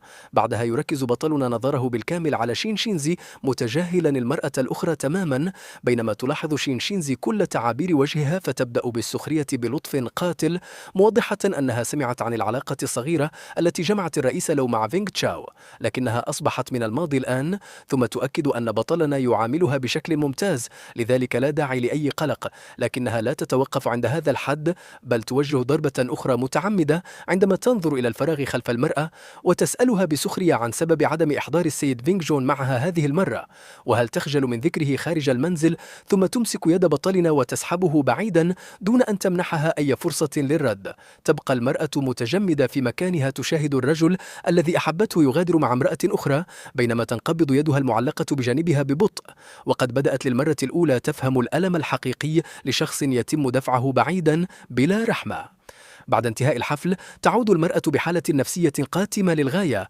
وهو ما يلاحظه فينغ جون فورا، لذلك يبدأ بإظهار اهتمام مبالغ فيه محاولا تهدئتها بلطف وقلق شديدين، ثم يدخل إلى غرفتها ليلا حاملا كوبا من الحليب الساخن ويسألها إن كانت متعبة مؤخرا قبل أن يعرض عليها تدليك رأسها. بعدها يبدأ في استرجاع ذكريات الماضي محاولا التأثير على مشاعرها، فيذكرها بلقائهما الأول حين كانت على وشك السقوط من السلم وكيف ساعدها، ثم أصبحا معا بعدها، ويؤكد أنها كانت تحب هذا النوع من التدليك كثيرا في ذلك الوقت، محاولا إحياء حنينها القديم، لكن بدلا من أن تنجح محاولاته تبدأ الشكوك بالتزايد داخل عقلها أكثر فأكثر، فبينما تستمع إلى كلماته تتذكر فجأة كلام أحد خدم عائلة فينغ القديم الذي قال إن فينغ جون كان يكره الحيوانات الصغيرة منذ طفولته، بل وقتل قطة الجيران سرا ذات مرة. ثم تبدأ الشائعات القديمة التي تجاهلتها سابقا واعتبرتها مجرد افتراءات خبيثة بالعودة إلى ذهنها، لتدرك فجأة أن هناك شيئا مخيفا كانت تتجاهله طوال هذا الوقت بهدوء شديد، تسحب يدها بعيدا عنه وتخبره بأنها تريد البقاء وحدها لبعض الوقت، بينما يتراجع فينغ جون مطيعا دون أن يضغط عليها أكثر. تمر عدة أيام قبل أن يحدث ما يقلب كل شيء رأسا على عقب، حين تعثر مساعدتها الماهرة أثناء ترتيب ملفات قديمة أحضرت فرت من المنزل على تقرير تحقيق مخفي عمدا يتعلق بحادث السيارة الذي قتل والدتها. ومع استمرار القراءة تبدأ الحقيقة المرعبة بالظهور، إذ يتضح أن الحادث لم يكن حادثا طبيعيا على الإطلاق، بل كانت هناك دلائل واضحة على تدخل بشري متعمد، وأن أكبر المستفيدين من موت والدتها كان فينغ مينغونغ نفسه، الرجل الذي صعد بسرعة هائلة بعد ذلك ليستولي على مجموعة فينغ بالكامل. وفي الوقت نفسه تصل رسالة عاجلة من مخبرها داخل مجموعة فينغ تكشف أن الشركة لم تعد سوى هيكل فارغ، بعد أن قام فينغ مينغونغ خلال السنوات الماضية باختلاس جزء ضخم من الأموال العامة وتهريب الأصول إلى الخارج عبر صفقات معقدة، بينما كان فينغون ووالدته لينوان يعلمان بكل شيء، بل ويشاركان في الأمر بشكل مباشر. لكن الصدمة الحقيقية تضربها عندما تتلقى تسجيلا سريا لفينغ وهو يتحدث عبر الهاتف مع أحد أصدقائه بكل برود، واعترف خلال المكالمة أنه تعمد التظاهر بالسقوط من ذلك السلم المكسور، وأن مشهد إنقاذ القطة لم يكن سوى تمثيلية مدبرة لجذب انتباهها، مؤكدا أن هذا النوع من الفتيات يسقط دائما بسهولة في مثل هذه الحيل. ثم يواصل اعترافاته كاشفا أنه هو من خطط لكل شيء في ذلك اليوم، لأنه كان يعلم مسبقا أنها ستخرج، لذلك اختار توقيته بعناية شديدة، وحتى المصباح الذي سقط فوقها كان هو من طلب من شخص أن يرخي تثبيته عمدا، وكانت خطته الأصلية أن يصيبها مباشرة، لكنه مر بجانبها فقط، ومع ذلك حقق التأثير المطلوب. بعدها يتحدث باحتقار شديد عن فينغ شياو، متسائلا كيف يمكن له أن يقارن نفسه به، ثم يسخر من سقوطه السهل داخل الفخ، مؤكدا أن ذلك كان السبب الحقيقي وراء إرسال فينغ شياو إلى الخارج. وفي تلك اللحظة تتحطم جميع الأوهام داخل قلبها، وتدرك أخيرا أن الشخص الذي وثقت به طوال تلك السنوات لم يكن سوى مخادع خطير نسج أكاذيبه بعناية منذ البداية وحتى النهاية، بينما كان كل الألم الذي عاناه بطلنا قائما بالكامل على تلك الأكاذيب، غير قادرة على تحمل الحقيقة. تدرك كم كانت غبية حين سمحت لنفسها بأن تصبح مجرد لعبة داخل يد ذلك الحاكم الماكر. ثم ينهار جسدها وتسقط على ركبتيها بوجه شاحب بالكامل، قبل أن تستدعي فينغ فورا إلى غرفتها وتضع الأدلة القاطعة أمامه، بينما يحاول للمرة الأخيرة إنكار كل شيء تحت ضغط الأدلة الساحقة ونظراتها الباردة. ينهار فينغ أخيرا بعد محاولاته الفاشلة للإنكار، ثم يسقط على الأرض بحالة هستيرية ويعترف بكل شيء، وهو يصرخ بأنه فعل كل ذلك لأنه أحبها بجنون، وأنه أراد فقط أن تهتم به أكثر. ثم يبدأ بالتوسل طالبا فرصة أخرى، ومؤكدا أنه نادم على كل ما فعله، لكن المرأة لا تشعر بأي شفقة نحوه، بل لا ترى أمامها سوى شخص مقزز حطم حياتها بالكامل. وفي تلك اللحظة يظهر بطلنا داخل عقلها فجأة، فتتذكر كيف أنه حتى في أكثر لحظاته ألما وإهانة لم ينهر يوما بهذا الشكل، ولم يركع متوسلا لأحد أبدا. وهنا تدرك للمرة الأولى أن تعليقها الحقيقي لم يكن بذلك المنافق فينغ ولا بتلك العلاقة المزيفة المبنية على الأكاذيب، بل كان ببطلنا نفسه، الرجل الصادق والواضح الذي منحها قلبه الحقيقي ودفئه رغم كل الجروح التي سببتها له، بينما كانت مشاعرها القديمة تجاه فينغ مجرد وهم خدعت نفسها به لسنوات. ومع انكشاف الحقيقة ينهار كل شيء داخلها بالكامل، فتتحول صدمتها بسرعة إلى حزم قاس، حيث تصدر أوامر فورية لفينغ مينغونغ بإعادة جميع الأصول والأموال التي استولى عليها بشكل غير قانوني، ثم تستخدم نفوذها وعلاقاتها لتسليم جرائم فينغ ووالدته وجميع الأدلة المرتبطة بهم إلى السلطات المختصة. بعدها تقطع علاقتها مع فينغ نهائيا دون أي تردد، وتغلق جميع الأبواب التي كانت تربطها به، لكنها رغم كل ما فعلته لا تشعر بأي راحة، بل يبقى داخلها فراغ هائل لا يمكنها الهروب منه. وفي النهاية لا يبقى داخل عقلها سوى شيء واحد فقط، وهو بطلنا، فتبدأ تتساءل أين هو، وتكرر لنفسها أنها تريد رؤيته، وأنها تريد فقط فرصة للحصول على غفرانه حتى ولو كانت فرصة مستحيلة. ولأجل ذلك تتخلى أخيرا عن كبريائها ومكانتها، وتذهب بنفسها إلى الفيلا التي عثرت مساعدتها على عنوانها، حيث تقف عند البوابة منذ 7 مساء، وهي تحمل بيدها كيسا ورقيا أنيقا يحتوي على الكعكة المميزة من المخبز القديم الذي كان بطلنا يحبه دائما، لأنها تتذكر جيدا أنه كان يحب الحلويات، وأن تناول شيء حلو كان يخفف مزاجه عندما يشعر بالحزن. لكنها تنتظر طوال الليل داخل سيارتها بينما تتحول عيناها إلى اللون الأحمر ويغطي الإرهاق وجهها بالكامل حتى تبدأ السماء أخيرا بالإنارة مع اقتراب الصباح. وفي تلك اللحظة تصل سيارة بطلنا الرياضية المألوفة إلى مدخل الفيلا، ثم يخرج من مقعد السائق ويدور بهدوء حول السيارة ليفتح الباب لشينشينزي التي تعبث بخفة بشعره وتهمس له بشيء لا تستطيع المرأة سماعه، فيبتسم بطلنا ضاحكا وتطبع تلك اللحظة داخل قلبها كطعنة جديدة غير قادرة على التحمل. تفتح باب سيارتها بسرعة وتتجه نحوه مباشرة، ثم تناديه بصوت مرتجف طالبة التحدث معه، وعندما يسمع صوتها يلتفت بطلنا نحوها لتظهر فورا علامات الانزعاج على وجهه قبل أن يسألها ببرود عما تفعله هناك، مؤكدا أنه لم يعد هناك أي شيء يمكن الحديث عنه بينهما، لكنها تتقدم نحوه بارتباك وذعر بينما ترتجف يداها وتحاول إخراج هاتفها بسرعة لتعرض عليه الأدلة، ثم تبدأ بالكلام مؤكدة أنها تحققت من كل شيء وأن جرائم عائلة فينغ وشركائهم قد كشفت بالكامل، بما في ذلك حادثة الحديقة والمصباح الذي سقط في النادي، إلا أن بطلنا يرفع يده فجأة مقاطعا كلامها تماما فتتجمد في مكانها بينما يطلق ضحكة ساخرة ويسألها ببرود عما إذا كانت تعتقد أنه سيركض إليها باكيا فقط لأنها اكتشفت الحقيقة أخيرا، ثم يخبرها بسخرية لاذعة أنها تبدو وكأنها تتوقع منه العودة إليها فورا وكأن كل شيء يمكن إصلاحه بسهولة. بعدها يذكرها مباشرة بكل الألم الذي عاشه وبمعاناة معصمه المحطم، مؤكدا أن كل ذلك لا يمكن محوه بكلمة اعتذار أو ببعض الأدلة التي وصلت متأخرة للغاية. وخلال حديثه تقع عيناه على الكيس الورقي الذي تحمله في يدها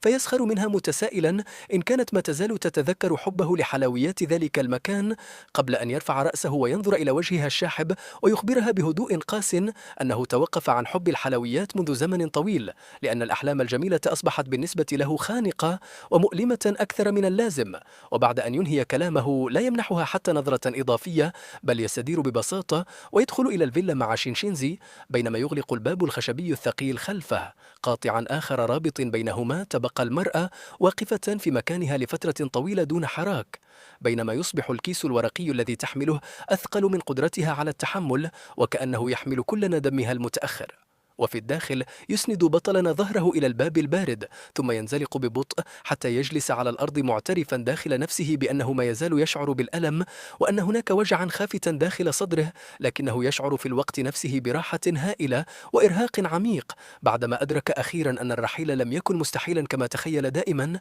عندها تجلس شينشينزي بجانبه بهدوء ثم تمد ذراعيها وتضمه إلى حضنها بلطف، مؤكدة له أن كل شيء أصبح من الماضي الآن. وفي الخارج تشتد الأمطار أكثر بينما تبقى المرأة واقفة تحت المطر غارقة بالكامل بالماء ومحطمة من الداخل، وهي تحدق نحو تلك النافذة التي تدرك جيدا أنها لن تفتح لها مجددا أبدا. وفي تلك اللحظة تنطفئ آخر شرارة داخل عينيها بعدما فهمت أخيرا أنها خسرت بطلنا إلى الأبد وأنها لن تتمكن أبدا من استعادته. تمر عدة أيام بعد عودتهما بينما تبقى المرأة حبيسة غرفتها لا تقابل أحدا ولا تهتم بأعمالها ولا تتحدث مع أي شخص، بل تكتفي بالنظر إلى السماء من نافذتها بعينين فارغتين بينما تستمر كلمات بطلنا الباردة بالتردد داخل رأسها بلا توقف، ويستمر منظر نظرته إليها وكأنها مجرد غريبة في تمزيق قلبها من الداخل، لكنها رغم كل الرفض الذي تلقته لا تستعيد عقلها بل يتحول تعلقها به إلى هوس أكثر خطورة حتى تبدأ فكرة مجنونة بالتشكل داخل عقلها، حيث تقرر أنها تحتاج إلى خلق موقف يجبر بطلنا على العودة إليها ويجعله مضطرا للاعتماد عليها مرة أخرى، ولهذا تستدعي مساعدها الرئيسي فورا ثم تعطيه أوامرها بصوت قاس وحازم بينما تبدأ بتنفيذ خطتها الجديدة. بعد أن استولت عليها فكرة استعادة بطلنا بأي ثمن، تبدأ المرأة بتنفيذ خطتها الجديدة فورا، فتأمر مساعدها الرئيسي بالتحقيق حول أهم شراكة تجارية قادمة تخص بطلنا، مؤكدة أنها تريد التدخل فيها مهما كان الثمن، ولا يمر وقت طويل حتى يعود مساعدها بتقرير كامل يكشف أن فريق بطلنا كان في المراحل النهائية من التفاوض مع علامة أزياء فاخرة عريقة تملك تاريخا يمتد ل100 عام من أجل توقيع عقد رعاية عالمي ضخم. وفور سماعها هذا الخبر تلمع عيناها مباشرة وتتحرك دون تردد، حيث ترسل باسم مجموعتها التجارية عرض تعاون ضخم إلى المقر الرئيسي للعلامة التجارية، متضمن متضمنا خطة دعائية هائلة حتى لو اضطرت للعمل بخسارة، لكن خلف كل تلك الإغراءات تضع شرطا واحدا فقط، وهو تأجيل توقيع عقد الرعاية مع بطلنا. وبسبب قوة مجموعتها ونفوذها الهائل خاصة داخل السوق الآسيوي، تبدأ إدارة العلامة التجارية بالتردد فعلا لتقرر تأجيل اجتماع التوقيع الذي كان مقررا عبر الفيديو بحجة الحاجة إلى تقييم إضافي. وبمجرد وصول الخبر إلى فريق بطلنا تنتشر أجواء التوتر فورا، بينما ينظر مدير أعماله إليه بقلق شديد. لكن في تلك اللحظة يكون بطلنا واقفا أمام المرآة يتدرب بهدوء على أحد مشاهد فيلمه الجديد، وعندما يسمع بما حدث يكتفي بابتسامة ساخرة، وهو يعلق بأن هذا التصرف يشبهها تماما، لأنها تحاول إجباره على التراجع عبر الضغط عليه نفسيا. عندها تضع شينشينزي هاتفها جانبا وتتجه نحوه بثقة مطمئنة، مؤكدة له أنه طالما هي موجودة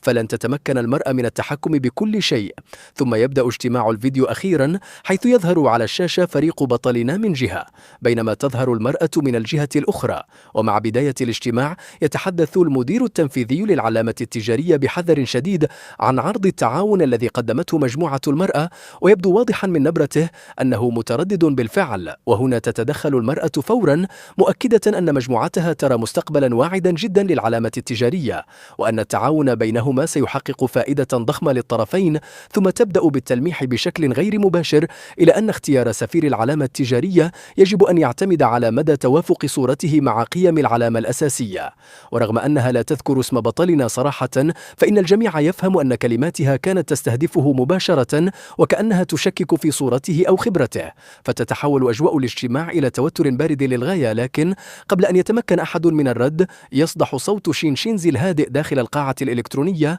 حيث تبدأ حديثها بسخرية خفيفة، متسائلة إن كانت أعمال المرأة داخل البلاد تسير بشكل سيء إلى درجة أنها أصبحت تمتلك وقتا للتدخل حتى في عقود الرعاية الخاصة بعالم الأزياء الأوروبي. ثم توجه نظرها مباشرة نحو المدير التنفيذي للعلامة التجارية، ويتغير أسلوبها بالكامل لتتحدث بثقة وقوة مؤكدة أن صورة بطلنا واحترافيته وتأثيره التجاري واضحة للجميع، وأن مؤسستها العائلية تعد واحدة من أكبر الداعمين الفنيين للعلامة داخل أوروبا. بعدها تضيف أنها معجبة شخصيا بفلسفة العلامة التجارية، ولهذا فإن القرار الأفضل هو منح عقد الرعاية لبطلنا. ثم تنظر بحدة نحو المرأة وتحذرها بوضوح من خلط مشاعرها الشخصية ومؤامرتها الخاصة بقوانين عالم الأعمال، مؤكدة أن بطلنا وصل إلى مكانته الحالية بجهده وقوته وحدهما، وأنه لا يحتاج إلى شفقة أو تنازلات من أحد، كما أنه لن يقبل أبدا أي صفقة تحمل شروطا مخفية وتتحول كلماتها إلى صفعة مباشرة تهز المرأة كما تهز إدارة العلامة التجارية نفسها، لأن نفوذ عائلة شين داخل أوروبا كان أقوى بكثير من نفوذ مجموعة المرأة. وخلال لحظات تنقلب الموازين بالكامل ليأتي دور بطلنا الذي يبدأ حديثه بهدوء وثقة مذهلين، حيث يستعرض تاريخ العلامة التجارية الممتد ل100 عام، ويتحدث عن حرفيتها وفلسفتها وروحها الأساسية، ثم يربط ذلك كله بخبراته الشخصية وخططه المستقبلية، مقدما تصورا احترافيا ومتكاملا لحملة الرعاية والترويج. ويبدو حديثه واثقا ومحترفا لدرجة تجعل كبار مسؤولي العلامة التجارية ينظرون إليه بإعجاب واضح، بينما تختفي كل شكوكهم السابقة بالكامل. وفي النهاية يتخذ المدير التنفيذي قراره فورا، ويتم توقيع عقد الرعاية العالمي رسميا لصالح بطلنا. وفي الجهة الأخرى تنطفئ شاشة المرأة لتبقى جالسة وحدها داخل مكتبها البارد والفارغ، بينما تضغط قبضتها بقوة بعد سماع صوت انقطاع الاتصال. وفي تلك الليلة تنفجر غاضبة أمام مساعدها، وهي تصرخ متسائلة لماذا لا تحصل حتى على فرصة واحدة لإصلاح خطئها. رغم كل ما فعلته مؤكدة أنها مستعدة لمنحه كل شيء، لكن مساعدها يرد بهدوء قاس بأن بطلنا لم يكن يريد يوما تلك الأشياء السطحية. وعند سماع هذه الكلمات تتجمد تماما، لأنها تدرك فجأة أنها لم تفهمه حقا طوال تلك السنوات، فتبدأ لأول مرة بالتساؤل عما كان يريده فعلا. هل كان يبحث عن ثقة حقيقية بلا شروط، أم عن شخص يؤمن به بصدق؟ لكنها لا تجد أي إجابة. وفي خضم كل ذلك يصل خبر عاجل يهز الجميع، حيث تتعرض جبال الألب جنوب فرنسا فرنسا لأمطار طوفانية عنيفة تسبب فيضانات وانهيارات أرضية ضخمة تقطع العديد من القرى والمدن عن العالم الخارجي بالكامل، بينما تدمر الطرق وتصبح الأوضاع كارثية للغاية. وبعد لحظات تصل رسالة طارئة جديدة تكشف أن بطلنا موجود حاليا داخل المنطقة المنكوبة نفسها، لأنه كان يشارك في جلسة تصوير خيرية لصالح مؤسسة دولية للأطفال. ومع انقطاع جميع وسائل الاتصال داخل المنطقة يصبح مصيره مجهولا تماما، ولا يعود أحد يعرف إن كان حيا أم لا. وفي الوقت نفسه تكون المرأة تستمع داخل مكتبها إلى تقرير مساعدها حول الخطة الاستراتيجية لمجموعتها خلال السنوات العشر القادمة، قبل أن يصلها ذلك الخبر الصادم الذي يقلب عالمها بالكامل. ينهض بطلنا فجأة من مقعده الموجود في آخر الطاولة بطريقة عنيفة لدرجة أن الكرسي يندفع إلى الخلف بقوة، وبينما يحدق جميع المدراء فيه بصدمة لا يمنحهم حتى تفسيرا واحدا، بل يرمي الوثائق فوق الطاولة وينطلق خارج قاعة الاجتماعات بسرعة جنونية، ثم يأمر فورا بتجهيز طائرة ونقله إلى أقرب مطار يمكن الهبوط فيه، كما يطلب التواصل مع جميع منظمات الإنقاذ المحلية واستدعاء أفضل فرق البحث والإنقاذ مهما كانت التكلفة، مؤكدا أنه سيتوجه بنفسه إلى هناك. وفي تلك اللحظة تصبح إمبراطوريته التجارية بأكملها بلا قيمة بالنسبة له، لأن فكرة واحدة فقط كانت تسيطر على عقله، وهي أن البطالة قد تكون في خطر. لذلك لم يعد يفكر بأي شيء آخر سوى العثور عليها مهما كلفه الأمر. وبعد ساعات قليلة يصل بطلنا برفقة فريق إنقاذ جبلي محترف وممول بشكل ضخم، مستغلين هدوءا مؤقتا في العاصفة، ويتمكنون من تنفيذ هبوط اضطراري في أصغر مطار قريب ما يزال صالحا للاستخدام. لكن الطقس كان مرعبا للغاية، فالغيوم السوداء الكثيفة تغطي السماء والرياح العنيفة تعصف بكل مكان، بينما الأمطار الغزيرة تضرب الأرض بلا توقف. ومع ذلك لا يضيع بطلنا أي ثانية، بل يصعد مباشرة إلى المروحية الجاهزة ويتجه نحو المنطقة التي فقد فيها الاتصال. لكن بسبب سوء الأحوال الجوية تعجز المروحية عن الهبوط مباشرة، لذلك تضطر إلى التحليق فوق منطقة تعتبر أكثر أمانا نسبيا. وبينما يحاول الطاقم تحذيره يتجاهل جميع التحذيرات وينزل أولا بالحبال إلى الأرض الموحلة. وعندما يرى قائد فريق الإنقاذ حجم الكارثة يتحدث بصوت مذعور مؤكدا أن الطريق أمامهم شديد الخطورة، وأن الانهيار الطيني ما يزال مستمرا، وأن الدخول إلى المنطقة قد يودي بحياتهم. لكن بطلنا يقاطعه فورا ويأمر الجميع بالتحرك دون أي تردد. يتقدم بطلنا في المقدمة بعينين محتقنتين بالدماء، بينما ترتفع مياه الفيضان حتى تصل إلى ساقيه، وكانت الصخور الباردة والحادة تتساقط باستمرار من أعلى المنحدرات. وأثناء محاولته تفادي أحد الانهيارات الطينية ترتطم صخرة ضخمة بحقيبته المليئة بمعدات الإنقاذ الحيوية، فيحاول حمايتها بشكل غريزي، لكن الحافة الحادة للصخرة تشق ذراعه اليسرى بجرح عميق لدرجة أن العظم يصبح ظاهرا أمام الجميع. فيصرخ أحد أفراد الفريق ويحاول التقدم لعلاجه، إلا أن بطلنا يعتبر الأمر مضيعة للوقت،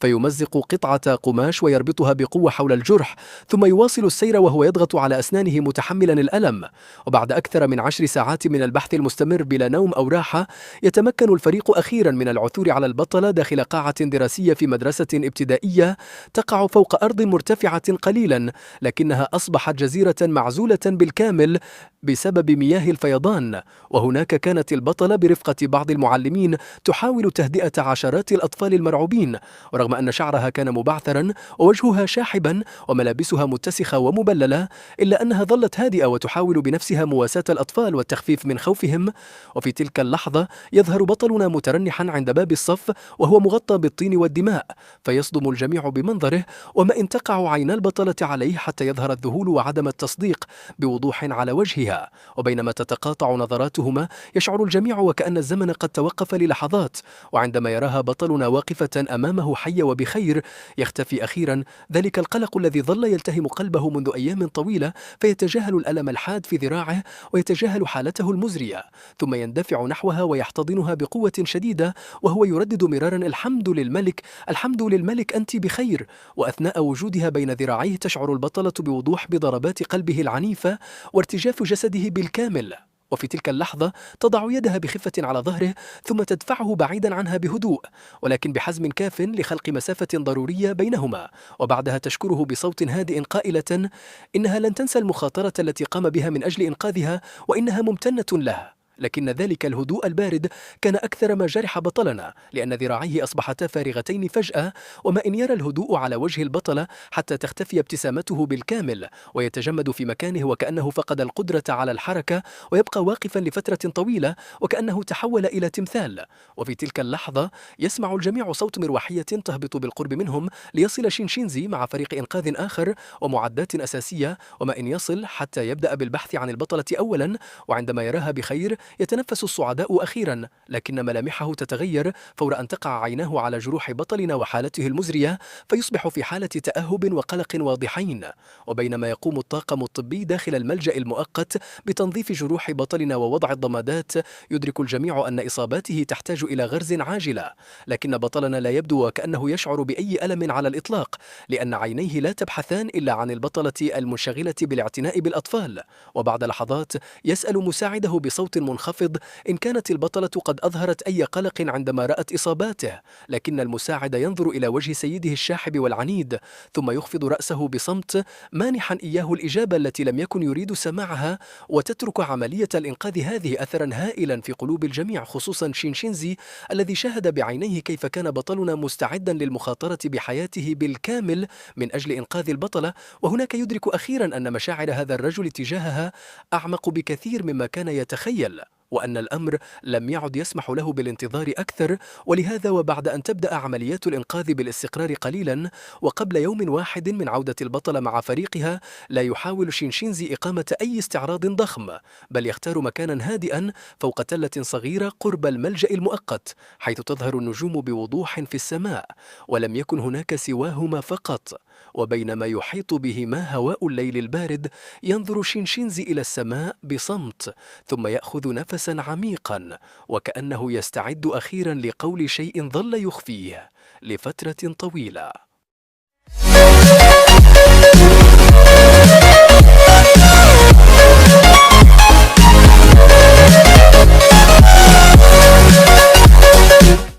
واقفا أمام بطلنا بينما جسده يحجب السماء المليئة بالنجوم بالكامل،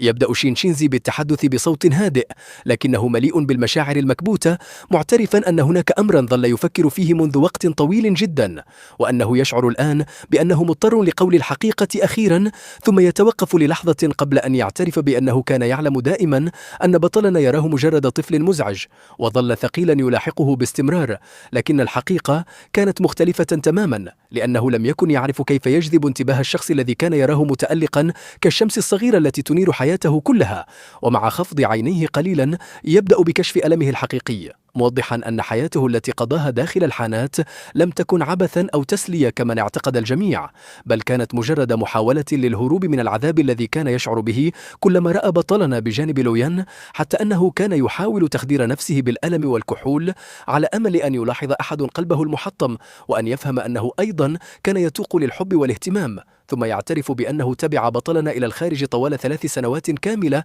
ليس لأي سبب آخر سوى لأنه كان يحبه منذ الطفولة. وحتى هذه اللحظة عند سماع هذه الاعترافات يبقى بطلنا صامتا لفترة طويلة جدا، بينما تعود إلى ذهنه كل الأشياء التي فعلها شينشينزي من أجله خلال السنوات الماضية، بداية من مرافقته له في الغربة، مرورا بدعمه الصامت عندما تغير مسار حياته المهنية، وسهره بجانبه طوال الليالي التي مرض فيها، وصولا إلى احترامه الكامل لكل قراراته دون أن يفرض عليه أي ضغط أو يجبره على شيء لم يرده يوما. وفي لحظة مليئة بالتوتر والمشاعر يفاجئ شينشينزي بطلنا حين يجث فجأة على ركبتيه ويمسك بيده، معترفا بأنه يعلم جيدا أن قلبه ما زال مليئا بالندوب، وأنه لم يتجاوز الماضي بالكامل بعد، لكنه يؤكد في الوقت نفسه أنه ليس مستعجلا أبدا، وأنه قادر على الانتظار مهما طال الوقت، ثم يطلب منه شيئا واحدا فقط، فقط، وهو أن يمنحه فرصة ليكون بجانبه. يظل بطلنا صامتا لفترة طويلة جدا،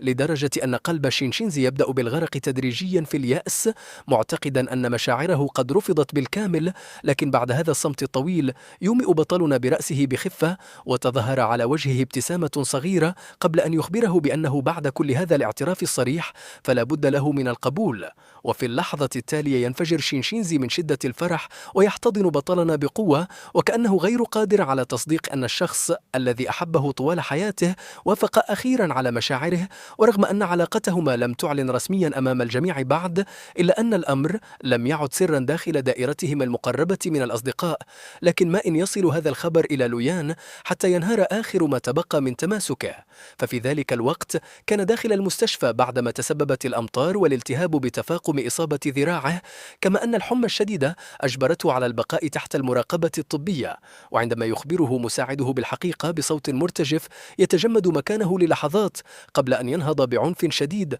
وينتزع إبرة المحلول من يده ويرمي الملف الطبي أرضا بجانب السرير، وهو يصرخ بغضب هستيري متسائلا بأي حق يحصل شينشينزي على هذا. يحاول الأطباء منعه بينما يحاول مساعده تهدئته، لكنه لم يعد يسمع أي شخص على الإطلاق، فيجبر نفسه على مغادرة المستشفى وينطلق بسيارته مباشرة نحو فيلا بطلنا، ناسيا أن ذراعه ما زالت ملفوفة بالضمادات، وناسيا أن الحمى لم تنخفض بعد، لأن فكرة واحدة فقط كانت تسيطر على عقله بالكامل، وهي العثور على بطلنا والحصول منه على تفسير مهما كان الثمن. وبمجرد وصوله إلى البوابة الحديدية المغلقة يبدأ بضرب القضبان الباردة بعنف شديد، وهو يصرخ باسم بطلنا بأعلى صوته متوسلا أن يخبره بأن ما سمعه مجرد كذبة، ثم يعترف بأنه أخطأ فعلا ويطلب فرصة أخرى، بينما يحاول رجال الأمن الضخام السيطرة عليه، لكنه يستمر بالمقاومة والصراخ بجنون، وهو يكرر اسم بطلنا بلا توقف حتى يتم اقتياده بالقوة ووضعه داخل سيارة وسط فوضى كاملة.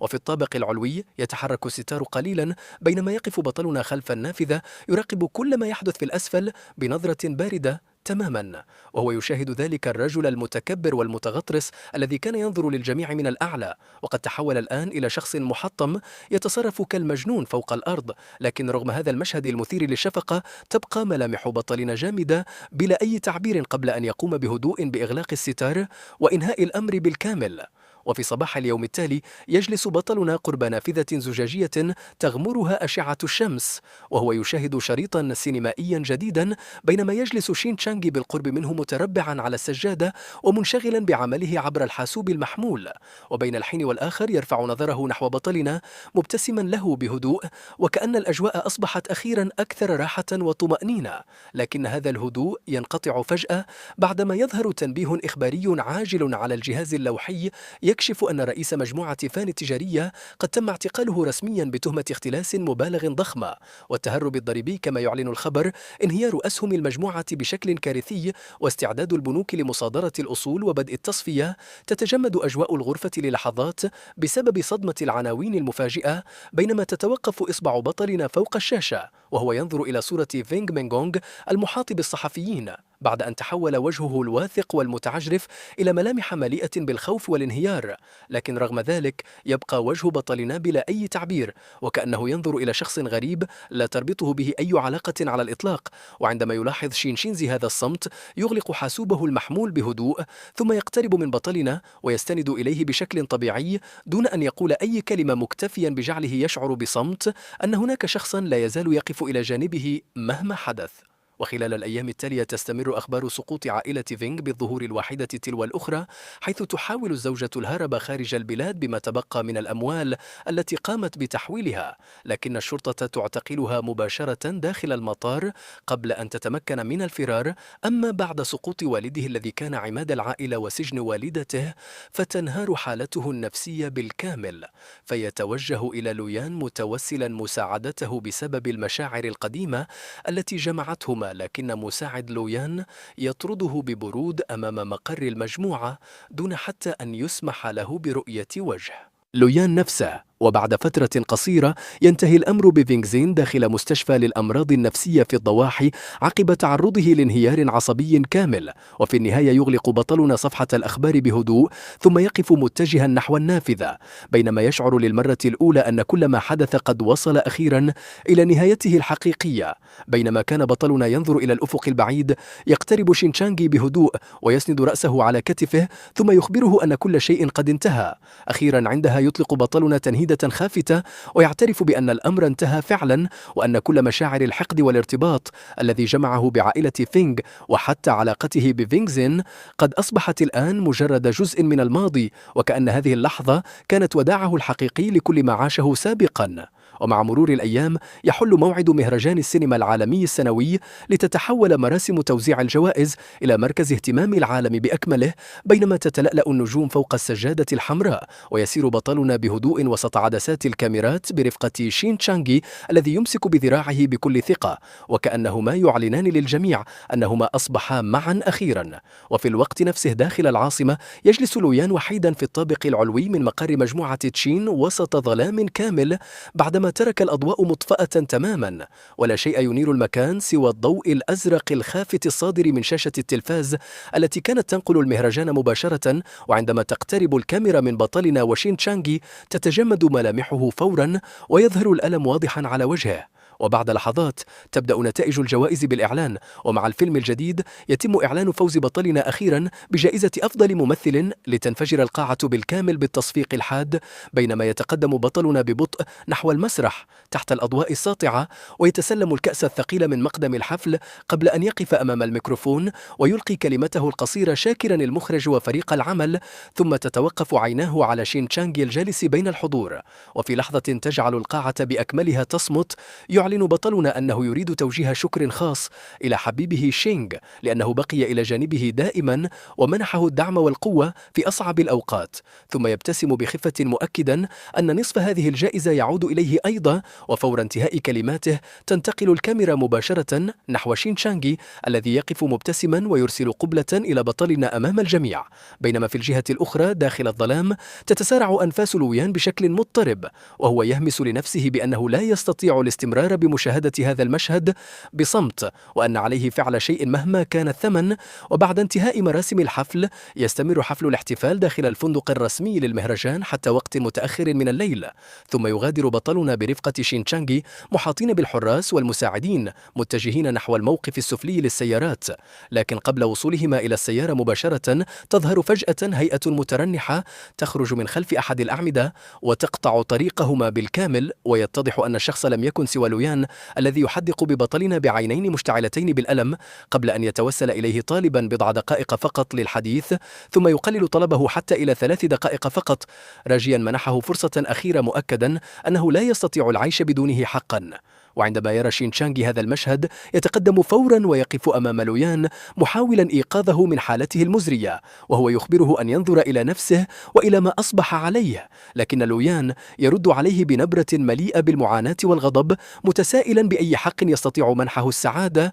وهل يعرفه حقا، ثم يبدأ بسرد أدق تفاصيل حياة بطلنا، موضحا أنه يعاني من البرد الشديد في الشتاء، وأنه أثناء النوم يسرق الغطاء دون وعي، وأنه لا يتحمل الطعام الحار، ورغم ذلك يأكله دائما ليضطر بعدها إلى شرب الماء البارد كي يخفف الألم، ثم يصرخ متسائلا ماذا يعرف عنه أصلا. لكن قبل أن يكمل يقاطعه بطلنا بهدوء بارد مطالبا إياه بالتوقف عن نبش الماضي، ومؤكدا أن كل شيء بينهما انتهى منذ زمن بعيد. وفي خضم الجدال المحتدم لا ينتبه أحد إلى السيارة السوداء التي تدخل موقف السيارات بسرعة خطيرة، بعدما بدا أن السائق إما فاقد للسيطرة أو يقود تحت تأثير الكحول، لتنحرف المركبة فجأة باتجاههم مباشرة. يكون شين تشانغي أول من يلاحظ الخطر ويحاول التحرك، لكن شخصا آخر يكون أسرع منه بلحظة واحدة فقط، حيث يندفع لويان بكل قوته ويدفع بطلنا بعيدا عن مسار السيارة لأنه كان الأكثر عرضة للخطر.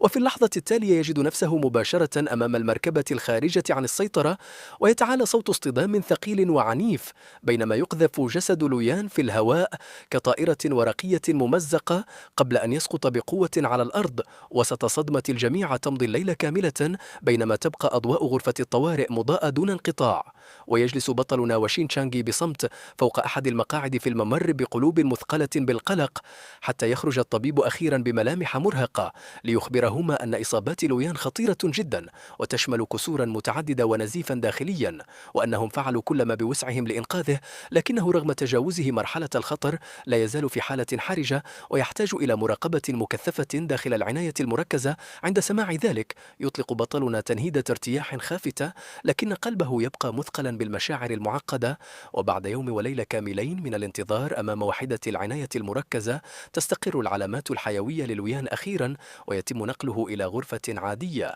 ويرافق شين تشانغي بطلنا إلى داخل الغرفة، حيث يرقد لويان فاقد الوعي فوق السرير الأبيض، بينما تغطي الأنابيب جسده بالكامل، ويبدو شاحبا ونحيلا لدرجة يصعب التعرف عليه. لكن ما إن يرى بطلنا يدخل حتى تضيء عيناه فجأة ويحاول التحدث، بينما يضع شين تشانغي يده بلطف على كتف بطلنا مشيرا إلى أنه سينتظر بالخارج قبل أن يغلق الباب بهدوء. يجلس بطلنا قرب السرير ويخبره أن الطبيب أكد تجاوزه مرحلة الخطر، بينما يحدق لويان بوجهه بشوق واضح ويحاول رفع يده المرتجفة للمس وجهه، لكن ذراعه تسقط عاجزة فوق السرير قبل أن يهمس بصوت محطم بالاعتذار وينادي اسمه بصعوبة، وبعدها يبدأ بالكلام كلمة كلمة معترفا كيف أنه في البداية انجذب إلى فينغزين، ثم أدرك لاحقا حقيقة مشاعره تجاه بطلنا، لكنه رفض الاعتراف بها بسبب كبريائه وعناده، وكيف أن خسارته جعلته يعيش ندما وألما حقيقيين لأول مرة في حياته.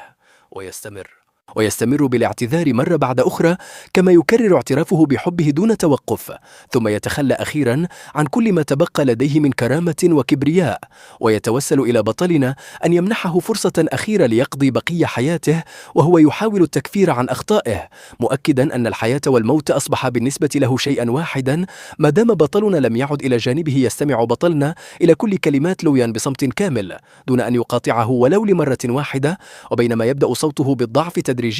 بسبب الإرهاق والألم، يقرر بطلنا أخيرا الرد عليه بهدوء شديد، فيشكره أولا لأنه أنقذه هذه المرة، مؤكدا أنه لن ينسى ما فعله أبدا. وفور سماع تلك الكلمات يلمع بصيص أمل ضعيف داخل عيني لويان، وكأنه اعتقد أن كل شيء ما زال قابلا للإصلاح، لكن الكلمات التالية لبطلنا تحطم ذلك الأمل بالكامل، حين يوضح له أن الحب لا يقوم على الامتنان ولا على الشعور بالذنب، ثم يؤكد له أن كل شيء بينهما انتهى منذ زمن طويل جدا، منذ اللحظة التي استخدم فيها نفوذه ليزج به داخل مركز الاحتجاز من أجل فينغزين، ومنذ كل مرة اختار فيها شخصا آخر عليه وتسبب له بألم لا يمكن وصفه دون أي تردد. ويخبره بطلنا بهدوء بارد أن تلك اللحظة يجب أن تكون النهاية الحقيقية لكل شيء، ثم ينهض دون حتى أن ينظر إليه مرة أخرى ويتجه مباشرة نحو باب الغرفة، حيث كان شين تشانغي ينتظره في الخارج. وبكل طبيعية يقترب منه بطلنا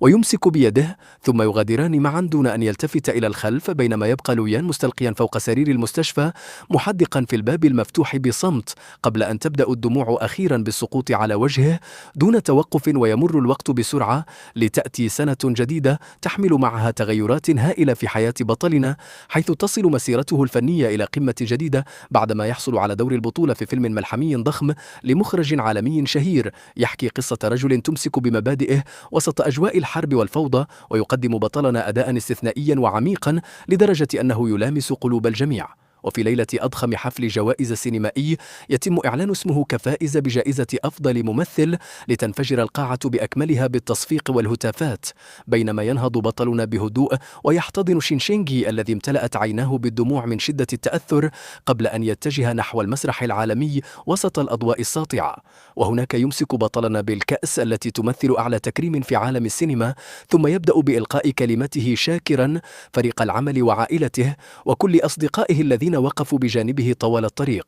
وبعدها تتوقف عيناه على الشخص الجالس بين الحضور قبل أن يعلن أمام الجميع أنه يهدي هذا الشرف إلى خطيبه شين تشانغي، لأنه جعله يؤمن بأن الحب يمكن أن يكون جميلا إلى هذا الحد، ثم يبتسم مؤكدا أنه يريد البقاء بجانبه لبقية حياته كلها. وفور انتهاء كلماته تنتقل الكاميرا مباشرة نحو شين تشانغي الذي يكون واقفا بالفعل، وهو يرسل له إشارة أحبك أمام الجميع بكل فخر وسعادة. وبعد أسبوع واحد فقط يقام حفل زفاف هادئ ودافئ داخل مزرعة خاصة بحضور العائلة والأصدقاء المقربين فقط، بينما تغمر أشعة الشمس العشب الأخضر وتحيط الورود والأقمشة البيضاء بالمكان، ليبدو المشهد وكأنه خارج من حلم جميل. ويرتدي بطلنا بدلة صممها خصيصا أحد أصدقائه المقربين من مصممي الأزياء، وكانت بسيطة لكنها شديدة الأناقة، بينما كان ذراعه متشابكا مع ذراع شين شانغي طوال الحفل. كما تم إرسال دعوات الزفاف إلى بعض الأشخاص من الماضي أيضا،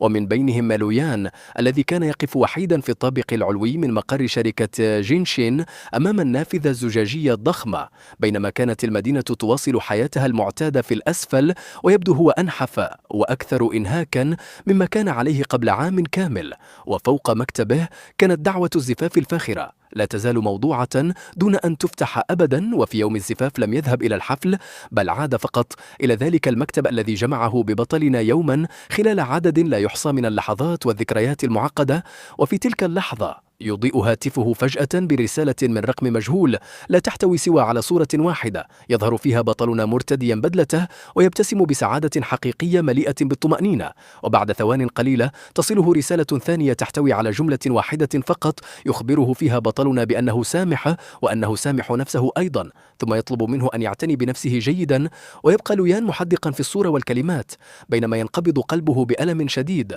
ثم يرفع يده المرتجفة ويمررها فوق شاشة الهاتف وكأنه يحاول لمس الشخص الذي خسره أخيرا. وفي النهاية تنفجر دموعه بلا سيطرة لتسقط قطرات كبيرة فوق الشاشة، بينما يبدأ بالضحك والبكاء في الوقت نفسه قبل أن يضم الهاتف بقوة شديدة إلى صدره المشتعل بالألم، وكأنه يتمسك بآخر شيء تبقى له منه. ومع مرور العمر يبدأ الإنسان بإدراك حقيقة قاسية، وهي أن الأشياء الوحيدة التي تبدو حقيقية فعلا داخل هذا العالم ليست سوى الألم والمعاناة والعبثية التي تبتلع كل شيء في النهاية.